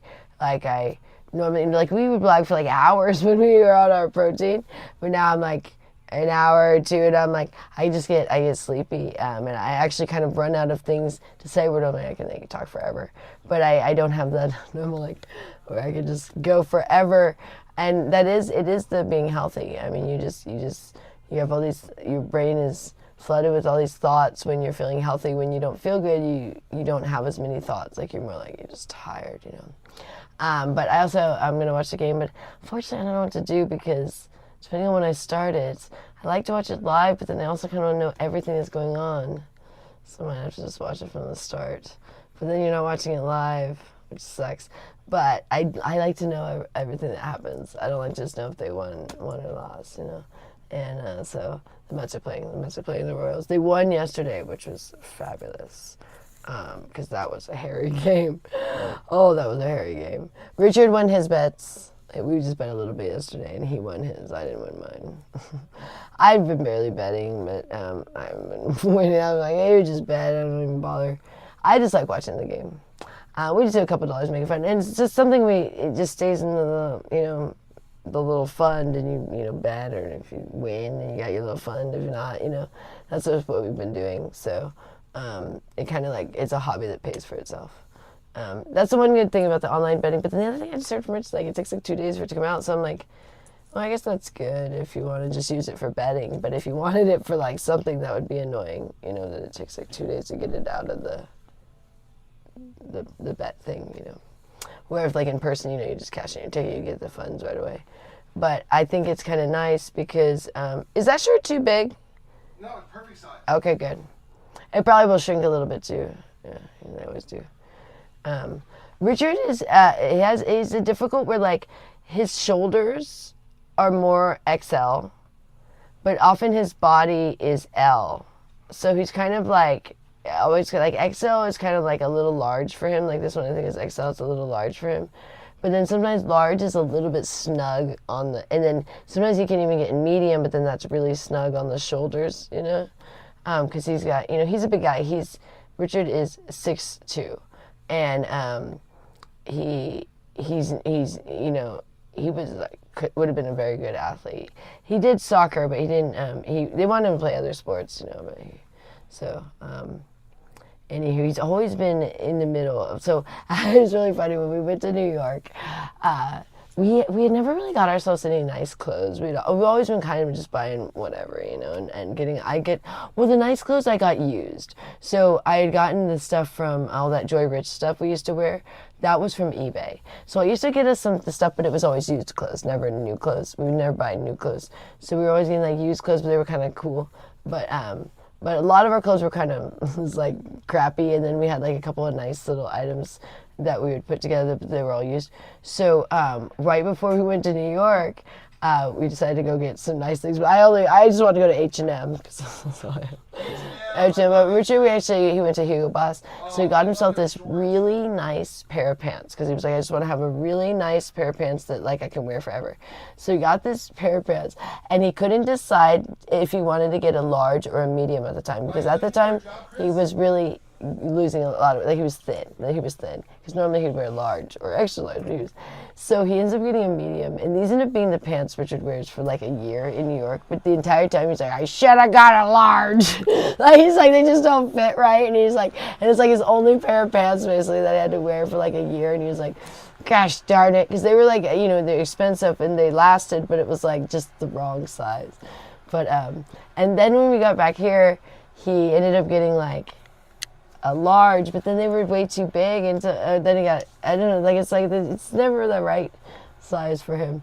But I remember them. They were a good pair of pants. Like they were sturdy, like, because we were living in hotels, so like we didn't get to wash our stuff that often as we'd want to. I mean, we did wash it because some of the hotels had wash and dryers, and if they did, of course, you know, I did that, and we did take it to the laundromat a couple times because we lived there a year, and when you know, in the condo, I washed it all the time. But you would have to wear things more than you would like to, you know, when you're moving all the time. So we needed like things that like were like durable and didn't like show dirt or whatever. So there was like these dark blue, and they were just really good pants. But yeah, it was just the whole time we were just like, I sure got a large. And then when he put on weight, it was even worse because when he put on weight in New York, so he's wearing a medium when he should be in a large or even extra large. And it was like, oh, he was so bad. They still fit, but they were just like, they were awkward.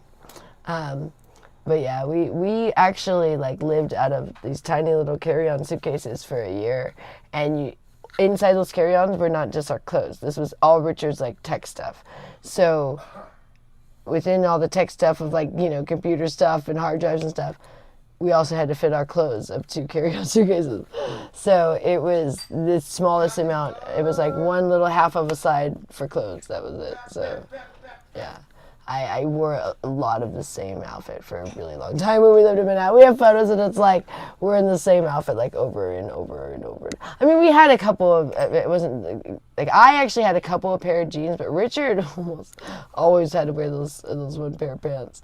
But for work, I had a couple of options for work. But I mean, luckily my clothes are small, so I can fit a couple, but not much. I mean, not much. And we would switch them out, so it wasn't like we wore the pants, though, he always, yeah, the whole time. But with me, like, because we had stuff in storage, but we couldn't move it all the time. So, because we had this tiny little storage unit. And it was way up on, like, it was on West 55th. So sometimes, like, when we were way downtown, it was a pain in the neck to get up to our storage unit. If we were close to it, then it was convenient. I would just go over there, and I'd be like, oh, let's switch out our clothes. Because we came with a bunch of clothes. But the more we moved, the smaller amount of stuff we started bringing each time because it was just pain. Like, leave it in storage. So our storage became like where we have all this stuff, but then I would go make trips to storage, and then, you know, sometimes. But Richard had those pants. So I really remember. He had a couple of pair, but those were. Remember your camo ones you wore in the beginning? Yeah. All right, so we're going to switch off to Rich pretty soon. Richard, do you want me to make you something? No, I am not hungry at the moment. Okay, you're good. Are you getting hungry? I'm gonna hit for burgers, but Okay, you go make your burgers. but it's probably too early. I'm probably eating too early, so I need to wait. You're over here one here. Yeah, that would be good. I need to not. The problem is this is my time that I struggle because I get hungry for like I already had lunch, and now it's like not dinner yet. It's only 2:30. I always get hungry in between lunch and dinner for when I'm trying to get back on the burgers. I want dinner early, but then if I eat dinner early, then I get hungry later. So it's like you just kind of staggered. Chris, you need a job? Sorry, my ear is itching. Yeah. Casper's been. Richard got him those things, and what Richard does is he makes him go on scavenger hunts for those little Timothy Hay little things. And he now no longer does any carrots or carrot tops. Because they haven't even had them at the store, and I was like, oh, let's not even do it anymore. Because he was getting too fat. So he just does the lettuce and his kibbles and hay and those little things. But it's getting him really out and about because he thinks he doesn't know where Richard's going to put him. So Richard puts him often in his cage, so he's been loving going in his cage. Like he goes in there and he goes looking for him, and it's just a new adventure for him, and he climbs all over the chair looking for him. Richard hides him all around. So it's got Casper really more adventurous, and he's losing some weight. So, all right, Rich, your turn. Yes. Okay, here, you want the microphone? Take the microphone from me. Mickey dog. Oh, you look cool. I like that. Yeah. Oh, yeah, let me get my... It's a little bit bigger than your little shirt. I'm going to go outside for 5 minutes. Yeah, that's good. You're going to be in here, right? Yeah, should I do some Nunchucks? No, you don't need it. You've been... Yeah, it's really hot. Why don't you stay in here and enjoy your... You did great, by the way. Great job.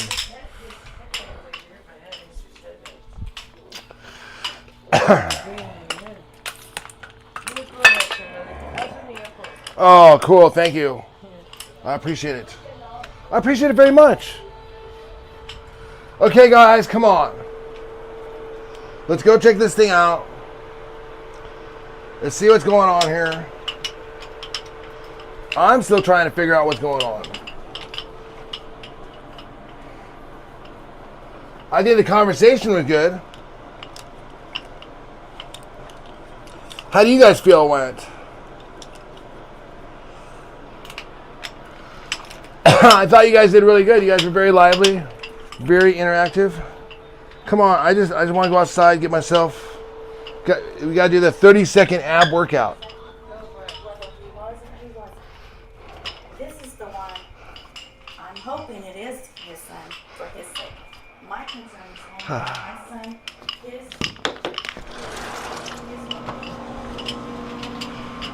Okay, 5 seconds, 5 seconds. That's why I wondered why they brought it on here. Why would she bring me on? She knows what I think about her.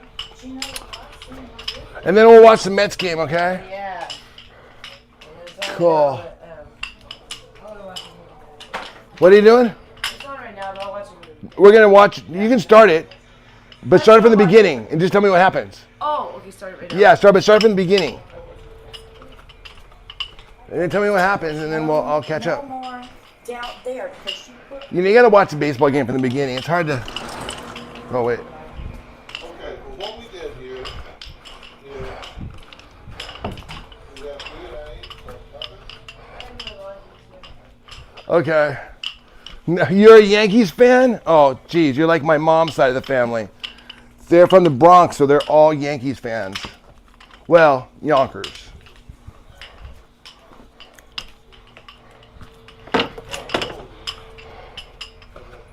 Okay, here we go. And Gorgeous day, you guys. Come on, let's do this. Ugh. The temperature here is about, in case you guys are wondering, we got, I don't know, it's probably 104 degrees maybe. Hazy. That's the strip behind me there.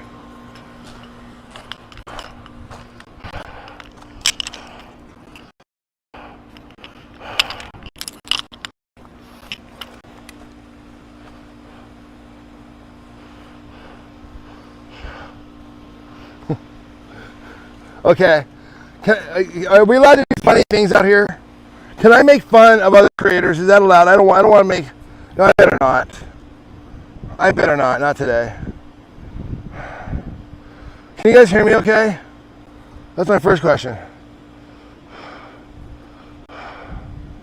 Huh? That's my first question. How's it going?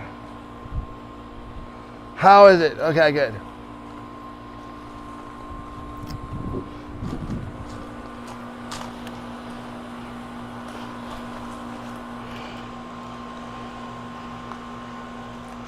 Okay.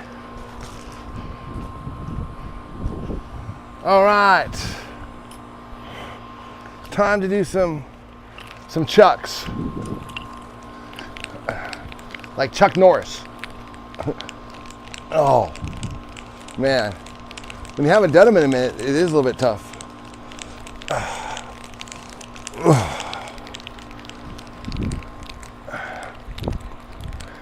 You know, it kind of keeps your muscles sharp, your joints sharp, your brain active. Because if you don't pay attention, whap, bonker on your own head. I mean, it's been years since I've hit myself, but I used to do it like every day. It's so weird. Then just one day I was like, I'm not hitting myself no more. And then it happened. And then it just switched around. And that's cool.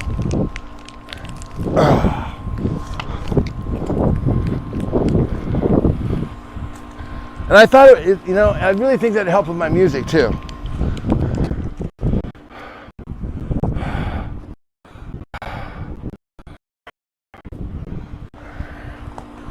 Yo, it's my brother in arms. What's up, Midge, from all the way across the other side? What's up, my friend?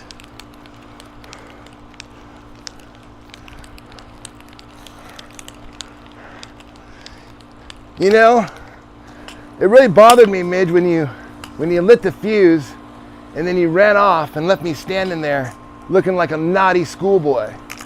That really sent me for a spiral.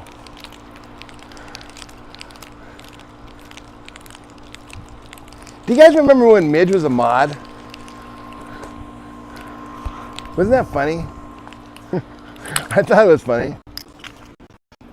That's the sort of creative stuff you get here at the HFF.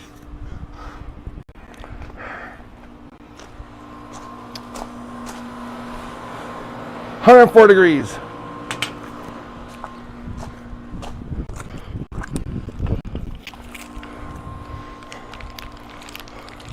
Do a little dance, make a little love, get down tonight, get down tonight.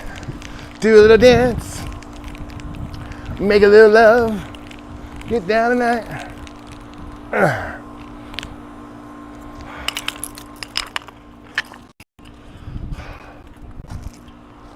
Okay, and that concludes our 30-second workout. Hope you all enjoyed.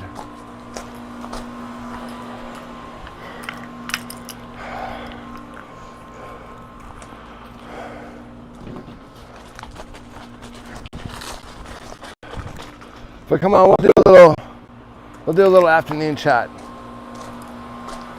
Why not?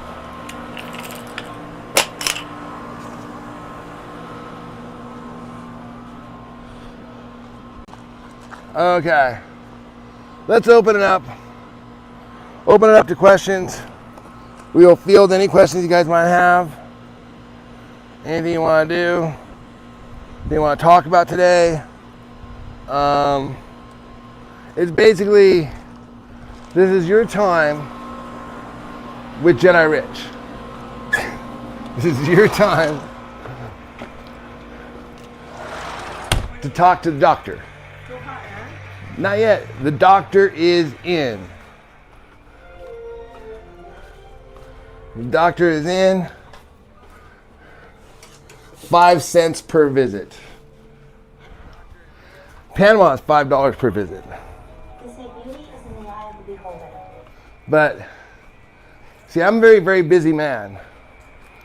You know, as a executive, I learned that being able to layer your tasks and multi-thread was key to success. So, a couple things. One, you've seen me blog from the bathtub, right? Do my work. I do a lot of stuff in there. I don't blog from there because I'm doing other things now. But that gets a lot done. And now, since I definitely need to get some suntan, well, why not do it while I'm blogging? I mean, this is just executive management 101. There, I saved you guys a whole semester. You can just skip over that part when you guys get your MBA.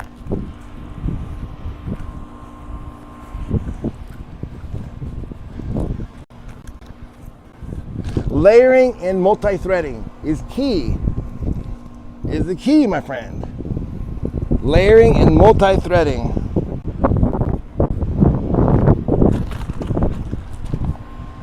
All right. Am I still alive? I can't even tell. I don't know. Let's see. That chair is too wobbly. Yeah. Well, it's not the chair. It's the rocks below it, Chris. Ban Joy, she's annoying. Midge, I think you got a crush on Joy. I mean, you've been here for like a year every day. It's like, I mean, if I was a school teacher, which I'm not, thank God, you know, but if I was, and you were like constantly like just like complaining about Joy, I would just naturally assume in my experience that Midge has a crush on Joy. Fine, I get it. She's very likable. She's very irresistible. I think a good way to put it. Resist.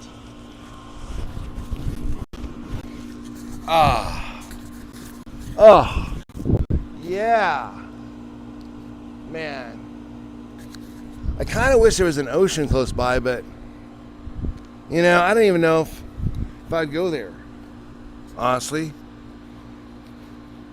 because I've lived by the ocean before. I mean, it's not that you don't want to go there. It's that, well, the time I would go there almost a lot was when I was in college, and I would go to a place I could bike to. I'd get on my bicycle and just bike, and where we'd go was off. It was just like off road, so it wasn't a lot of people. But you know, I don't live in those kind of places now. Where I'd have to go is I have to drive somewhere. Oh, look, there's a hummingbird. Hey, buddy. Hey. He's letting me know he appreciates the food we gave him.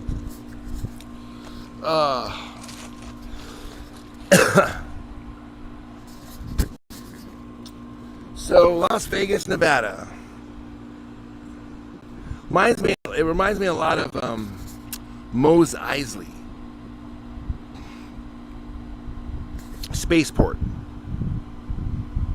Where you will never find another place with more scum and villainy. We must be cautious.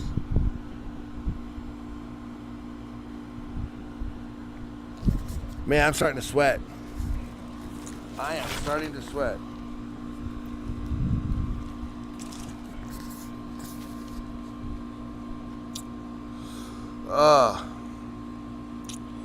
Oh yeah, I was on. Hey guys, join the Discord if you want to be entertained. We've got some, you know, in what we do is it's amazing. It's amazing who comes out of the woodwork. You know, when you have people like us, or you can bait them with things. You know, and some dude has been just obsessed posting this picture of Joy everywhere, and like so obsessed. It's like, dude, why do you even have this photo? And so I was kind of like, I was a little blown away by that, but then it makes sense because, you know, he's projecting so hard, right? Like you know what I mean? Like if you go around and you say, like okay, let's say you come out of the shower, right? And I was waiting for you, and when you come out, I'm like, you're like, oh hey, I didn't know you're here, and like, oh hey, what do you mean? I didn't look in your diary. You'd be like, what? I did not look in your diary, bro. Why would you even accuse me of that? I think it's disgusting. You'd ask me, you think that I looked in your diary. You'd be like, I don't even know what you're talking about, man. I didn't even know, bro. Give it up, man. I know what you're thinking, man. I know what you're thinking, and I did not read your diary. Now, I made it really obvious with that one, right? But if I went around every single day saying that to the guy, dude, you wouldn't just be like, dude, stop telling me you didn't read my diary, okay? When you say something so much and you're like just going on and on and on about it, it's kind of like,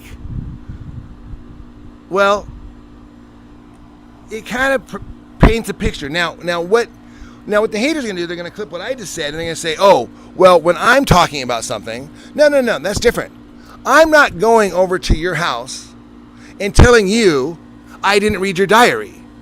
You see, I'm over here telling you my story. So yeah, I can tell my story as many times as I want to. I can repeat as many times as I want to. It doesn't mean it wasn't true. But if I went over to your house and made up some story, and started telling you this story and saying, hey man, this is a story. You're like, okay bro, get out of here. And you kept saying it. Well, I was starting to think maybe that story wasn't true. And so those are the differences. And when I say people take things out of context, that's what they do. They'll take things out of context. Not just context like linear. I'm talking about context. I think the other creators, when they say context, they mean play the whole tape. No, that's not context.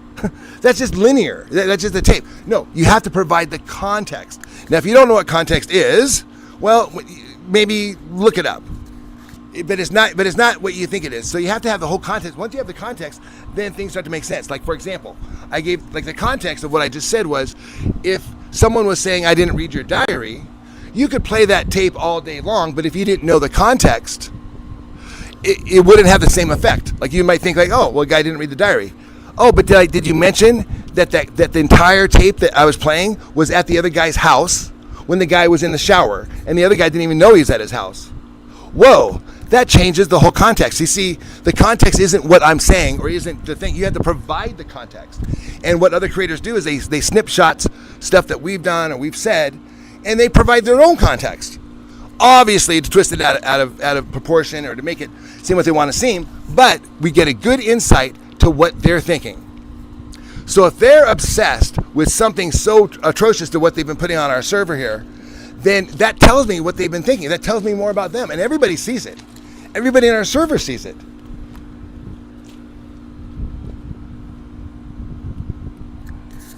Except for the person who's actually displaying it.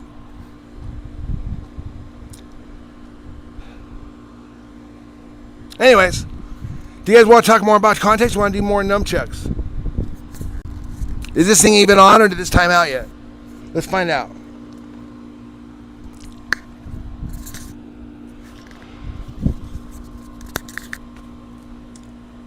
Man, it is a hot day though. It is hot, hot, hot.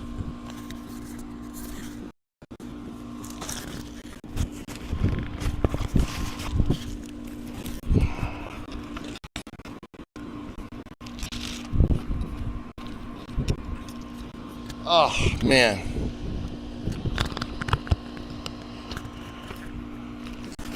Okay.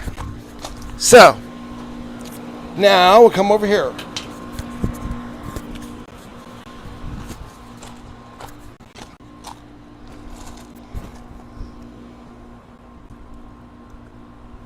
So anyway, so that's your lesson in context. In case you didn't have the full definition.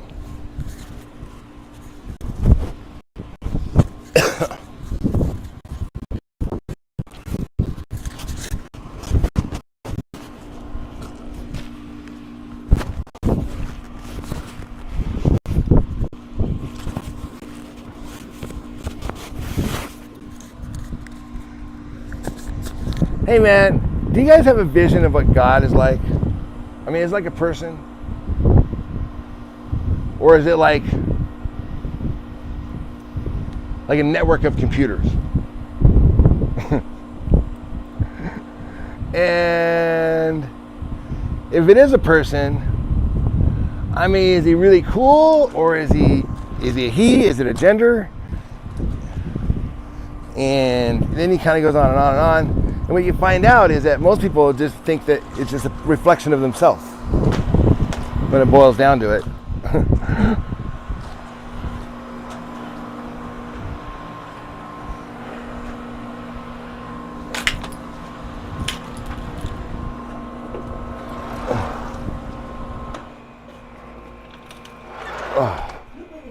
It is hot. It is hot. Are you ready for dinner yet? Not yet? Okay. Hello? Uh-oh. Yeah. Oh, gosh. You guys didn't even tell me. Okay, let me flip over here.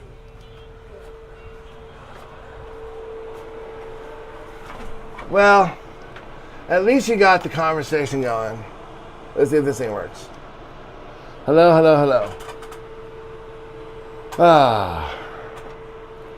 Better? I'm really sorry about the technical difficulties today. I hope we haven't ruined your afternoon.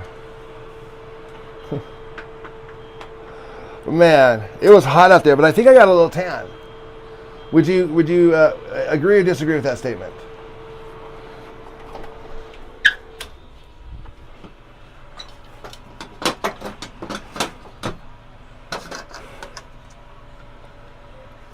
All right. Whoa, whoa, whoa, whoa, whoa, whoa.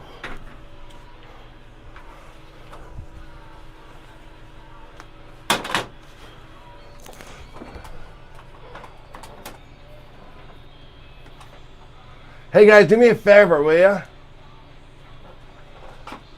Do me a favor and hit those likes.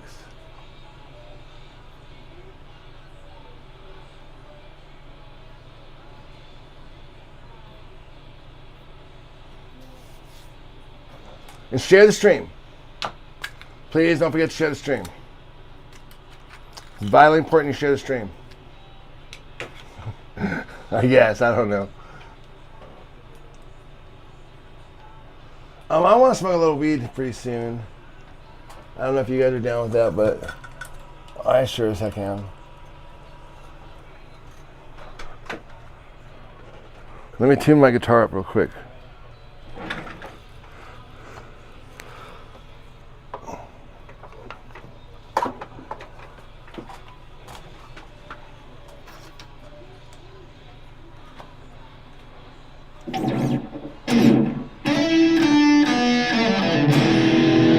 Yeah.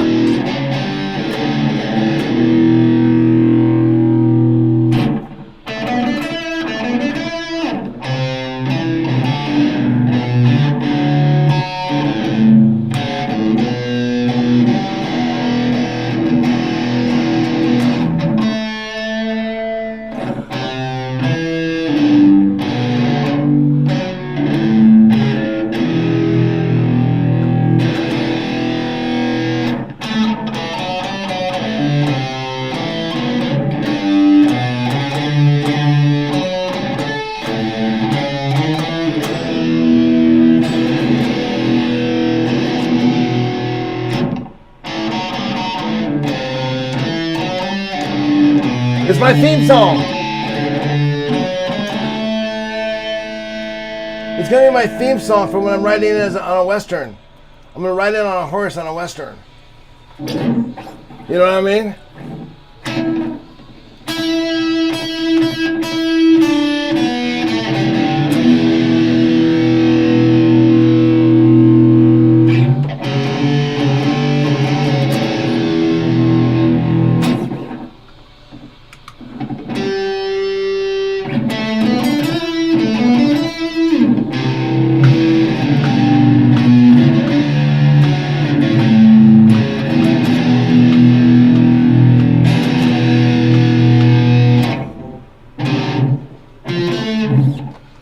Okay, come on, let's go smoke some weed.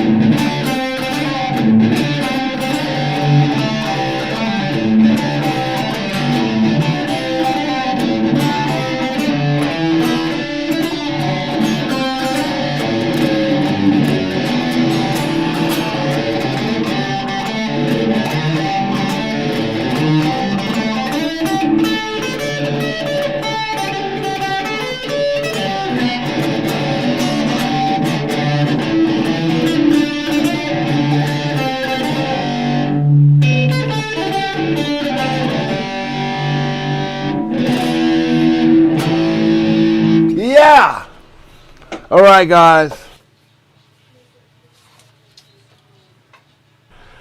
Thank you for trolling. Thank you for trolling. Thank you for trolling. Oh, woo. Hot day out there today. Man, it's hot. Damn. Huh. Shit. Let's rock it out, you know? Rock it out. Why not? Let's do a little nunchucks too. I've got the nunchucks on the thing. A long time. Let's do a little nunchuck action. This is long until I got the damn thing crapped out on me. How long were you guys sitting in the dark? A long time. There it is, about 20 minutes. Nunchucks and tanning. Bam. Okay.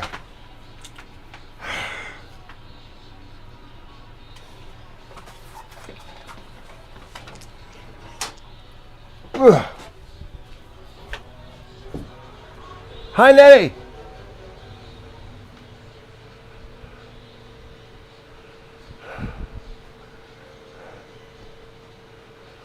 Rich, you asked people to ask questions. Oh, and you didn't ignore them. Oh, what were your questions? What was the question?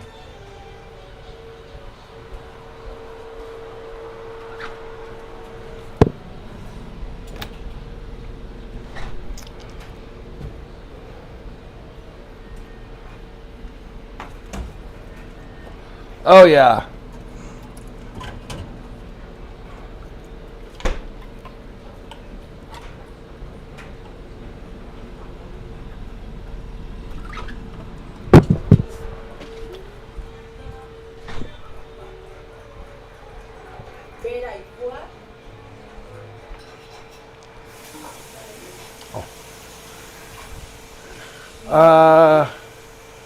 I'll come back later.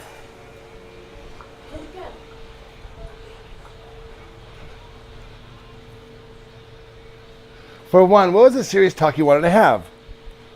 Oh. Well, no, the serious talk was it's time for you guys to have serious talk. Next question. Bert Dookie, Rich is a good guy. Thank you. Rich, why do people hate you guys? Because we're kind of assholes. Cheers.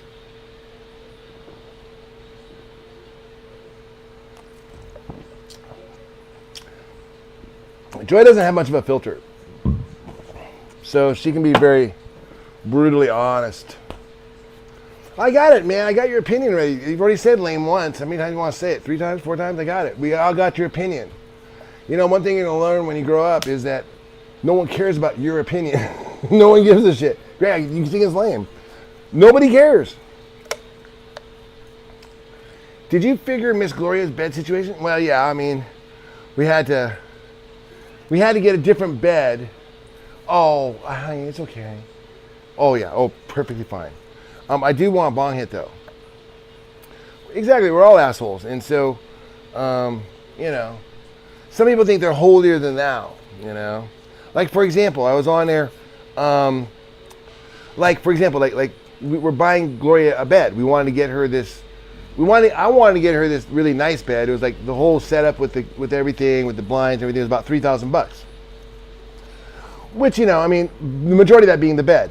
And what happened was, is something messed up with the firm that we put down a deposit, excuse me, for the bed frame, and they charged us 3 times, taking about $1,600 of that $3,000. So then we're like, okay, you know, we really can't like spend every dime we have. So because even though they'll give us the money back, it will take probably it could take, who knows, several days to several weeks. And Gloria right now needs a bed. So Joy went ahead and so she said, just get her whatever we can afford. So whatever money we could afford, I bought. So I bought the best bed I could get. I scrapped the closet for now and just went with the bed the adjustable bed. So I want to get her a nice adjustable bed so she can sit up and watch her TV. And I wanted a memory foam Tempur-Pedic thing. So that's what I got. And so through all of that, so we had to outlay a lot of cash, and so we're really tight on cash. Now, in order for us to do that, Joy's trip to New York City, if you've ever been to New York, is very expensive. I mean, you have to, it costs money to fly there, and then the hotels per night are not cheap. So what Joy said was, and told everybody, said, hey, great news. Rich figured out this way to fund the trip. We decided to put that on credit. So we paid for the entire trip, is paid for. Where normally what we do is we pay for it cash as we go. So we buy the ticket in a couple nights and then pay for it when she's there as she goes. And so it just kind of builds up. This time we paid for it on credit, meaning that I have extra money to buy her a bed. So that's how we financed the bed. And so that way she can get it now. That way Gloria doesn't have to wait till August for a bed. Okay? Because that's when Joy's going to New York City. Now, I had to go through a shitload of stuff, and you guys know, on the phone and all this stuff, and all that the women over there on our Discord and at the other rooms were saying was that they're trying to make fun of Joy for having to fund her basically saying like she's failing and not seeing like what she's doing. Like yeah, we could have paid for the trip cash like we normally do, but no, we used the cash to buy stuff for Gloria. But instead of recognizing that, they were making fun of her, like, oh, those guys, can't afford their. I don't even know what her point was, but they're basically trying to make it sound like we're brokies or something, or we had to put the trip on credit, which we didn't have to put it on credit. In fact, we never put it on credit. We could have paid cash for it, but we took the cash to buy Gloria's bed. But then that got held up, and so it turned into this big fiasco, which I posted online. So that's just an example of what this kind of the seriousness of these other rooms. They're not very helpful. They have no intention of helping anybody. They just come on for clout. They just come on because they want attention. They want attention. They're young. They want attention. And oh my gosh! And there's this guy on there who's just obsessed. Apparently he's a dad, and he's so angry. You know why he's angry? He's angry at pictures Joy puts up on her adults only OnlyFans channel. And he was posting them all over our server. And it's like, dude, that first of all, that's a totally different thing. That's for adults, only adults, and by adults. and the fact that you're a dad over there on her stuff and then barking about it all day, and then making memes with the pictures and having it on your iPhone on speed dial is really weird. It's not normal, is what I was trying to explain to the guy. And then he kind of said, oh, I'm out of here. And he kind of got shut down, and his little simps went with him. But that's all cool. Hey, you want to go to Vegas? Maybe you can show me? Yeah, maybe. I don't know, Jessica. It just depends. I can't promise because, you see, we're constantly on call, so I can't really just we're not like, it's like I'm here, I got to take care of these guys. I can't just really, unfortunately, those days of me showing people around Vegas have kind of jumped, but maybe. It just depends on the time and day you get here. You just have to check in with me.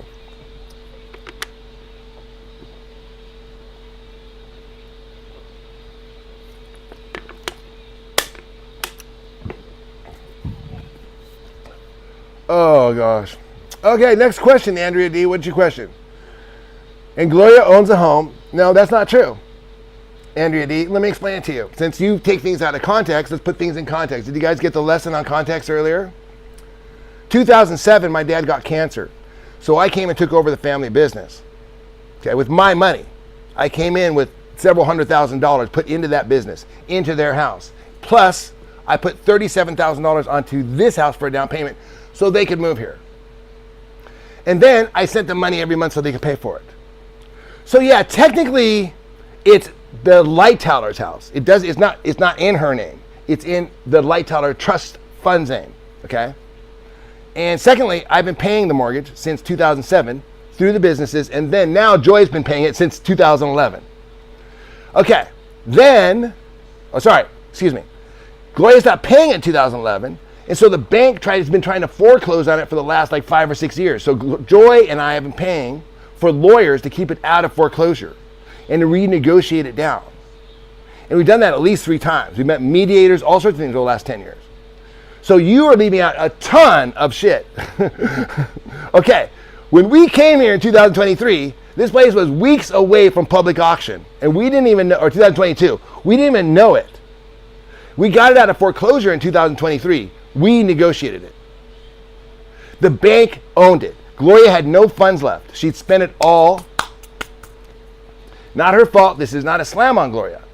This is a slam on you for turning things around and twisting it and lying about it and making it so it fits your narrative.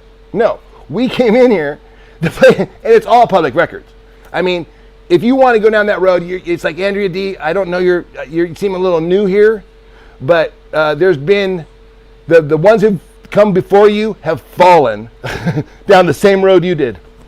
And they came here with forged documents, all these theories, crazy shit that just fell flat and made them look ridiculous. So I implore with you to reconsider your position on this one. Anyway, so the point is that you can look and see the place was about to go in. They hadn't paid the HOA in 2 years. They hadn't done anything. The electricity was shut off. Cox was shut off. Everything was shut off. We've been paying all these back things, renegotiating to get it back into play. Now, a lot of people don't like it because they don't like Joy and what she does for a living. They loved us the first 2 months until they're like, oh wait, she's a hooker? Oh wait, oh shit, oh gosh. And then all of a sudden all the fans turn into haters. Okay, that's fine, but it doesn't change the facts. Fact is, this place was in foreclosure and we took it out and we've been paying the mortgage ever since. Not only that, but she saved that $100,000, $150,000 Porsche out there. I believe it's worth $150,000. I mean, maybe not today, but it will be. And a guy was trying to steal it from her, a crooked mechanic, had promised her all this stuff, and then suddenly she owed him $10,000, which no way she's coming up with $10,000. So he wants $10,000 or he's going to keep the car. That's the deal. Right, they do it all the time here in Las Vegas. They scam old people out of their money all the time. Now, we've got a few months left. We got until about February to file a lawsuit. So when she comes back from New York, I might start looking into that. That's another thing we're going to look down. But that's something that we can get our $10,000 back, because she had to put out $10,000 for a car that they didn't do anything. We took it to our mechanic. He's like, they didn't do anything. So where we're at now is we're, so that's a couple of, so there's some money there. We can get that out. Keep the money in the car as well. Yeah, well, we got the car, but they owe us $10,000 because see, they were supposed to have fixed it for $10,000 so that it's running. That's why she took it in there. They told her it was going to be $1,600, but of course, as they do. Oh gosh, when you looked into it, Gloria, it looks like it's going to be $10,000. I mean, we paid the $1,600. I mean, we were here. That's when we kind of first started stepping in because we're like, wait, where's the Porsche? We thought she sold it. We were like, oh shit, did you sell the Porsche? We didn't know like how bad her gambling was or anything like that, or like she was gambling stuff away. So we were worried that maybe she'd pawned it or something. But fortunately, that wasn't the case. No, it was in the shop. But we had like a timeline at which we could get the car out of their shop. And by the way, they were not storing it properly. They were storing it outside in the sunlight. Not covered. This is a 1976 classic Porsche. They just left it. I mean, we drive by, we could see the car sitting out there just baking in the sun. So we're like, we got to get that thing out of there. But so we paid every month until we could finally get it out. It was a real pain in the ass. And then when we got it out, it made it about a half a block before it broke down the street. We had to drive it back. And then they wanted another $2,000. They're doing that thing again. We're like, no. We're done. We towed it out of there. We paid $10,000 and towed a Porsche out of the shop. So you can imagine what that felt like. We towed it to our other mechanic who basically gave us the laundry list of what needed to be done. And so as soon as we get the money for that, we'll get that thing going. And that could be money coming back. Plus we'll have a second car, which would be kind of cool. Rich, okay, Jessica, have a good night, babe. Hey, Keith, I'm a healer in YouTube healing. Oh, really? Cool, Keith. We definitely need some healing around here. There's a lot of hurting on this planet. I don't know if you've seen it. Have you seen it? You've been summoned to the right place. You see, like for example, the guy that was posting all that OnlyFans stuff up there, the guy who's so angry, just hates Joy and just hates what Joy was projecting, all this stuff, just obsessed with it, tells us a lot about that guy, okay? His reaction, his overreaction is a little concerning.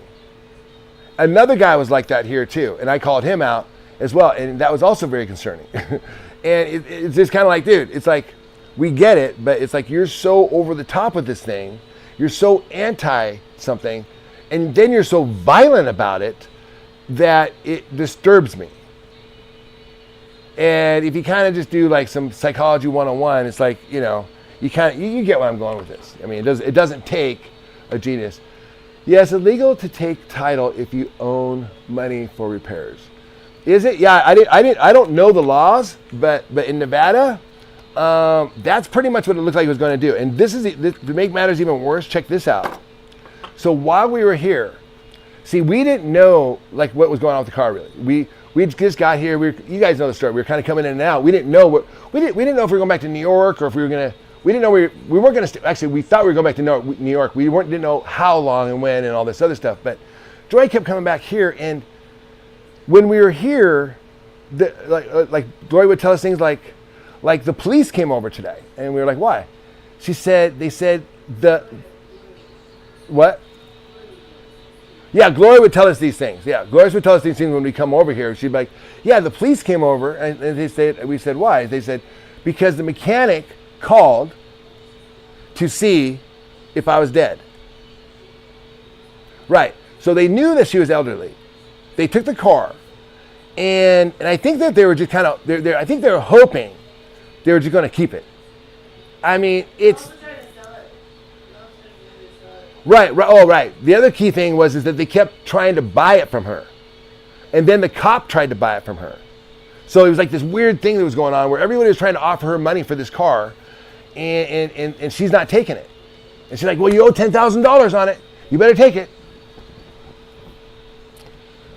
So we have to go to court? Yeah, I think so too. I mean, that's the thing. Okay, here's the thing. Now, what I want to do is I want to talk to a lawyer. And maybe I'm going to do that. Maybe I'm going to do that this week. I'm going to talk to a lawyer this week about this claim. Because maybe, didn't we already do this? Yeah, the deal is I got to get the car repaired first to know the total damages. Secondly, no lawyer is going to do this on contingency because it's not an injury claim. It's not like a slam dunk. So in other words, I'm going to have to pay the lawyer like for his time or her time to take this on. And the lawyer I talked to wanted right up front $500 just to send a letter. So I already know this is not going to be a cheap thing. But the upside to avoiding small claims is we can get more than the $10,000. Now, not for the car. The car, we're only out $10,000, so it's a perfect number. But as far as honestly, the $10,000, they put $4,000 worth of shocks on there. And Joyce says, I mean, it's got nice suspension now. And even our mechanic says, yeah, that's nice suspension, but it didn't need shocks. it needed a fuel. Yeah, it needed shocks, but it needed a fuel delivery system before it needed the shocks. The car needed to be running before you fix the shocks, is what he said. So, but now it has nice shocks. So Joy's saying if we do sue them, we can't really sue them for the $10,000 because if we do have the shocks, what are they gonna do? Take off the shocks? So, I mean, maybe it's a penalty, keep it, but so she's like, we got to only sue them for $6,000. But I'm saying, look, I found out that if you're in Nevada and you try to defraud an elderly person, now you can get 9 times damages. So in this case, that would be $90,000. And Joy's like, Right, because when you start to factor in the lawyer fees, right, $90,000 goes away really fast, doesn't it? Right. So $90,000 isn't much. If it was $1 million, okay, maybe something, and that's injury cases. Or even like $250,000 might, but $100,000 is right on the cusp because right off the bat, I mean, how much a case like this is going to cost to win, right? At least $50,000, like their cost, I would think. So they're going to want another $25,000 for their time. So it's like I'm only looking at $25,000 back anyway. So, dude, I want my tree to fucking get better. I don't care if it grows anymore. I don't care if it wants to just reseed and just give up on doing the plant thing anymore. I don't care. But if it said to me $4,000 for a shot, yeah, right, exactly, Rich. It would be a huge waste of time and money. Please trust. Okay, so what should I do? I missed it. Just get Andrea, sum it up. I'm reading now. Sorry, there's okay, on the thing, when you set it up, there are 3 options. It's like, do you want it like normal, slow, normal, or fast. And it's always set on slow or normal. But it's like, in other words, the delay for me to get your messages. And if I don't remember to put it on fast, the tree's dead. You think so? Probably right, man. I got Ruben coming checking out on Monday, though. Okay, Adams. We'll see.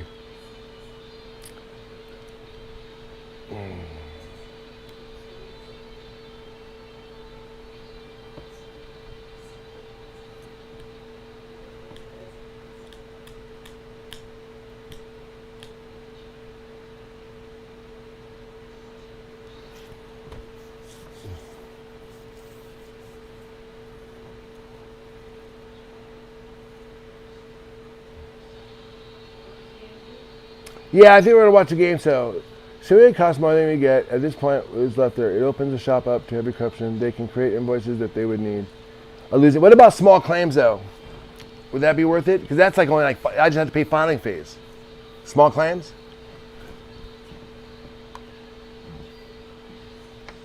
The guy was a dick. Andrea, I know I just know you wouldn't like this guy. Ken Boswell! Who's that? Allah Akbar, Amen, Amen, Amen, Amen, Akbar, Akbar, Akbar, Akbar.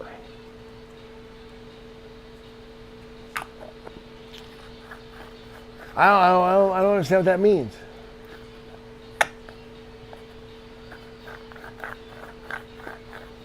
Ken Boswell. I don't like mechanics that do dirty shit. My guy, yeah. Oh, Joy, was this guy dirty?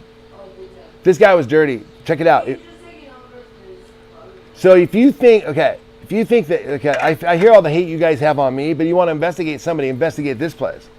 Because this guy, first of all, he's probably about 35, 40 years old, and he's the son-in-law of the owner. And he just took over. And he's a real dickhead. He's real cocky. He's all about martial arts. So basically, he married, and then he said, "Oh yeah, I'll take over the shop here." And literally, I mean, dude, it's not that he was dirty. Okay, this is not. Okay, I don't believe he was dirty. I believe they're incompetent. How's that? Yeah, they just forgot to even call us when it was done. They forgot to call us when it was done.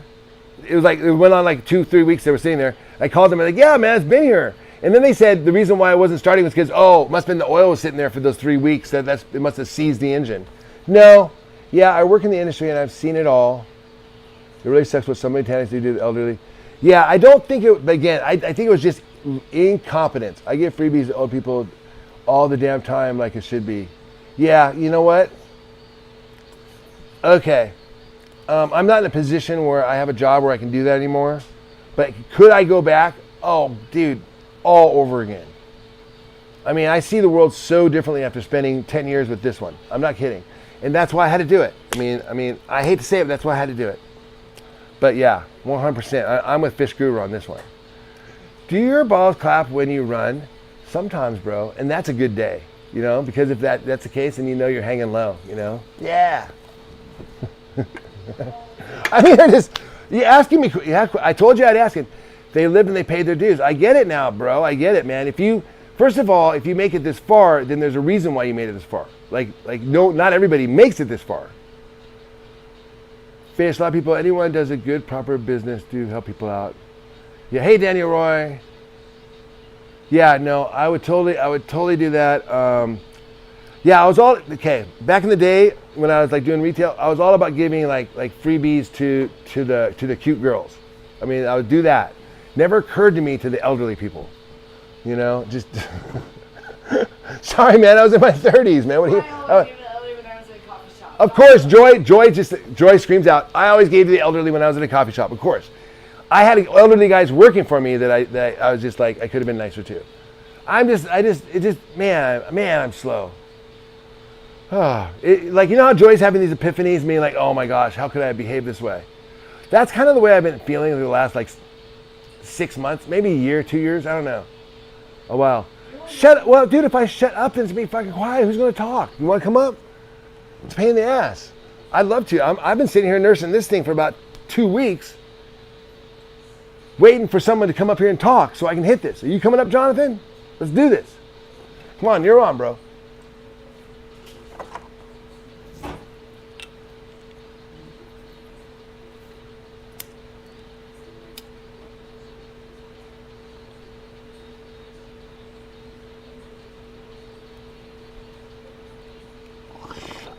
Only if your name was Puff Daddy. Well, you know when you know, you do better. You can't change what you don't know. Yeah, thanks, Andrea. I know. Listen, I knew you were going to... There's nothing you can fucking say. There's nothing anybody can say. That's why I don't even bring it up, you know? Like, Joy brings up some of her stuff because I think that she needs to talk because she's... You know, she's 30s, 40s. She's 20 years younger than me. I'm approaching my 60s, looking back, and I'm going, shit, man. It's like, oh my gosh, how could I have been so stupid? How could I have been so dumb? How could I not known? But then I think about it, like, I mean, it's sad, but yeah, I was like chasing a good time. I mean, I was in my 30s. I mean, I only laugh because it's like, I'm embarrassed. Sorry about that. I'm just embarrassed. Sorry, brother, my words are medicine stronger than drugs. That's true, buddy. The sounds are recognized. Oh, fish guru. Okay, good. You all are down. Cool. Do you want a flower one or do you want a bagger? Okay. And I'm ready for dinner anytime. Maybe the pop one them roast in the oven. Yeah, let me get off of this. Yeah, okay, I'll do that. Listen, guys. I gotta go help wife. I gotta go do dinner with wifey now. Come on. So thanks a lot. Hey, Joe Mama, what's up, buddy? Thanks for giving me the heads up on that Discord in there. I appreciate it, man. What a D-head, huh? I can't believe that guy.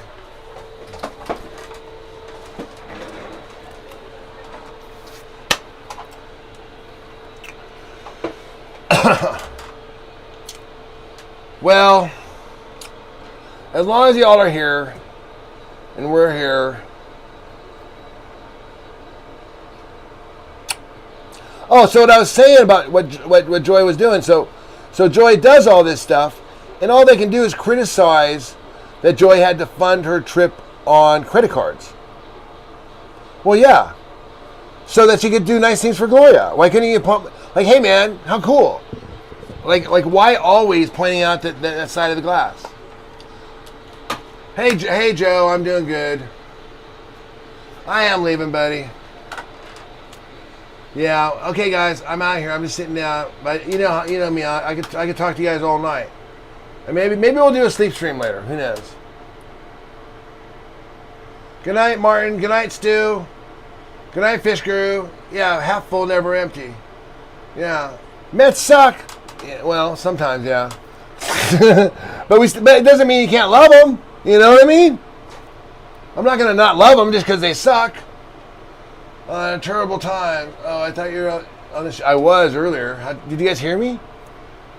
Good night, Joe Rogers. Good night, Martin D. Good night, good night, good night. Me? Bro, are you like way behind? Where are you on the stream? He asked shaved or bush. I'm like, what? I've got your oil order ready for shipping. Oh, cool. That big pitcher who used to pitch for the Mets, what was his name? I don't know. Brazaban? Night, John boyfriend. You can work on... Dude, could I? I don't know, man. Maybe. Find someone on YouTube that needs a lookalike, and I'll collab with them. Look, I'm up for hire, bro. I am up for hire.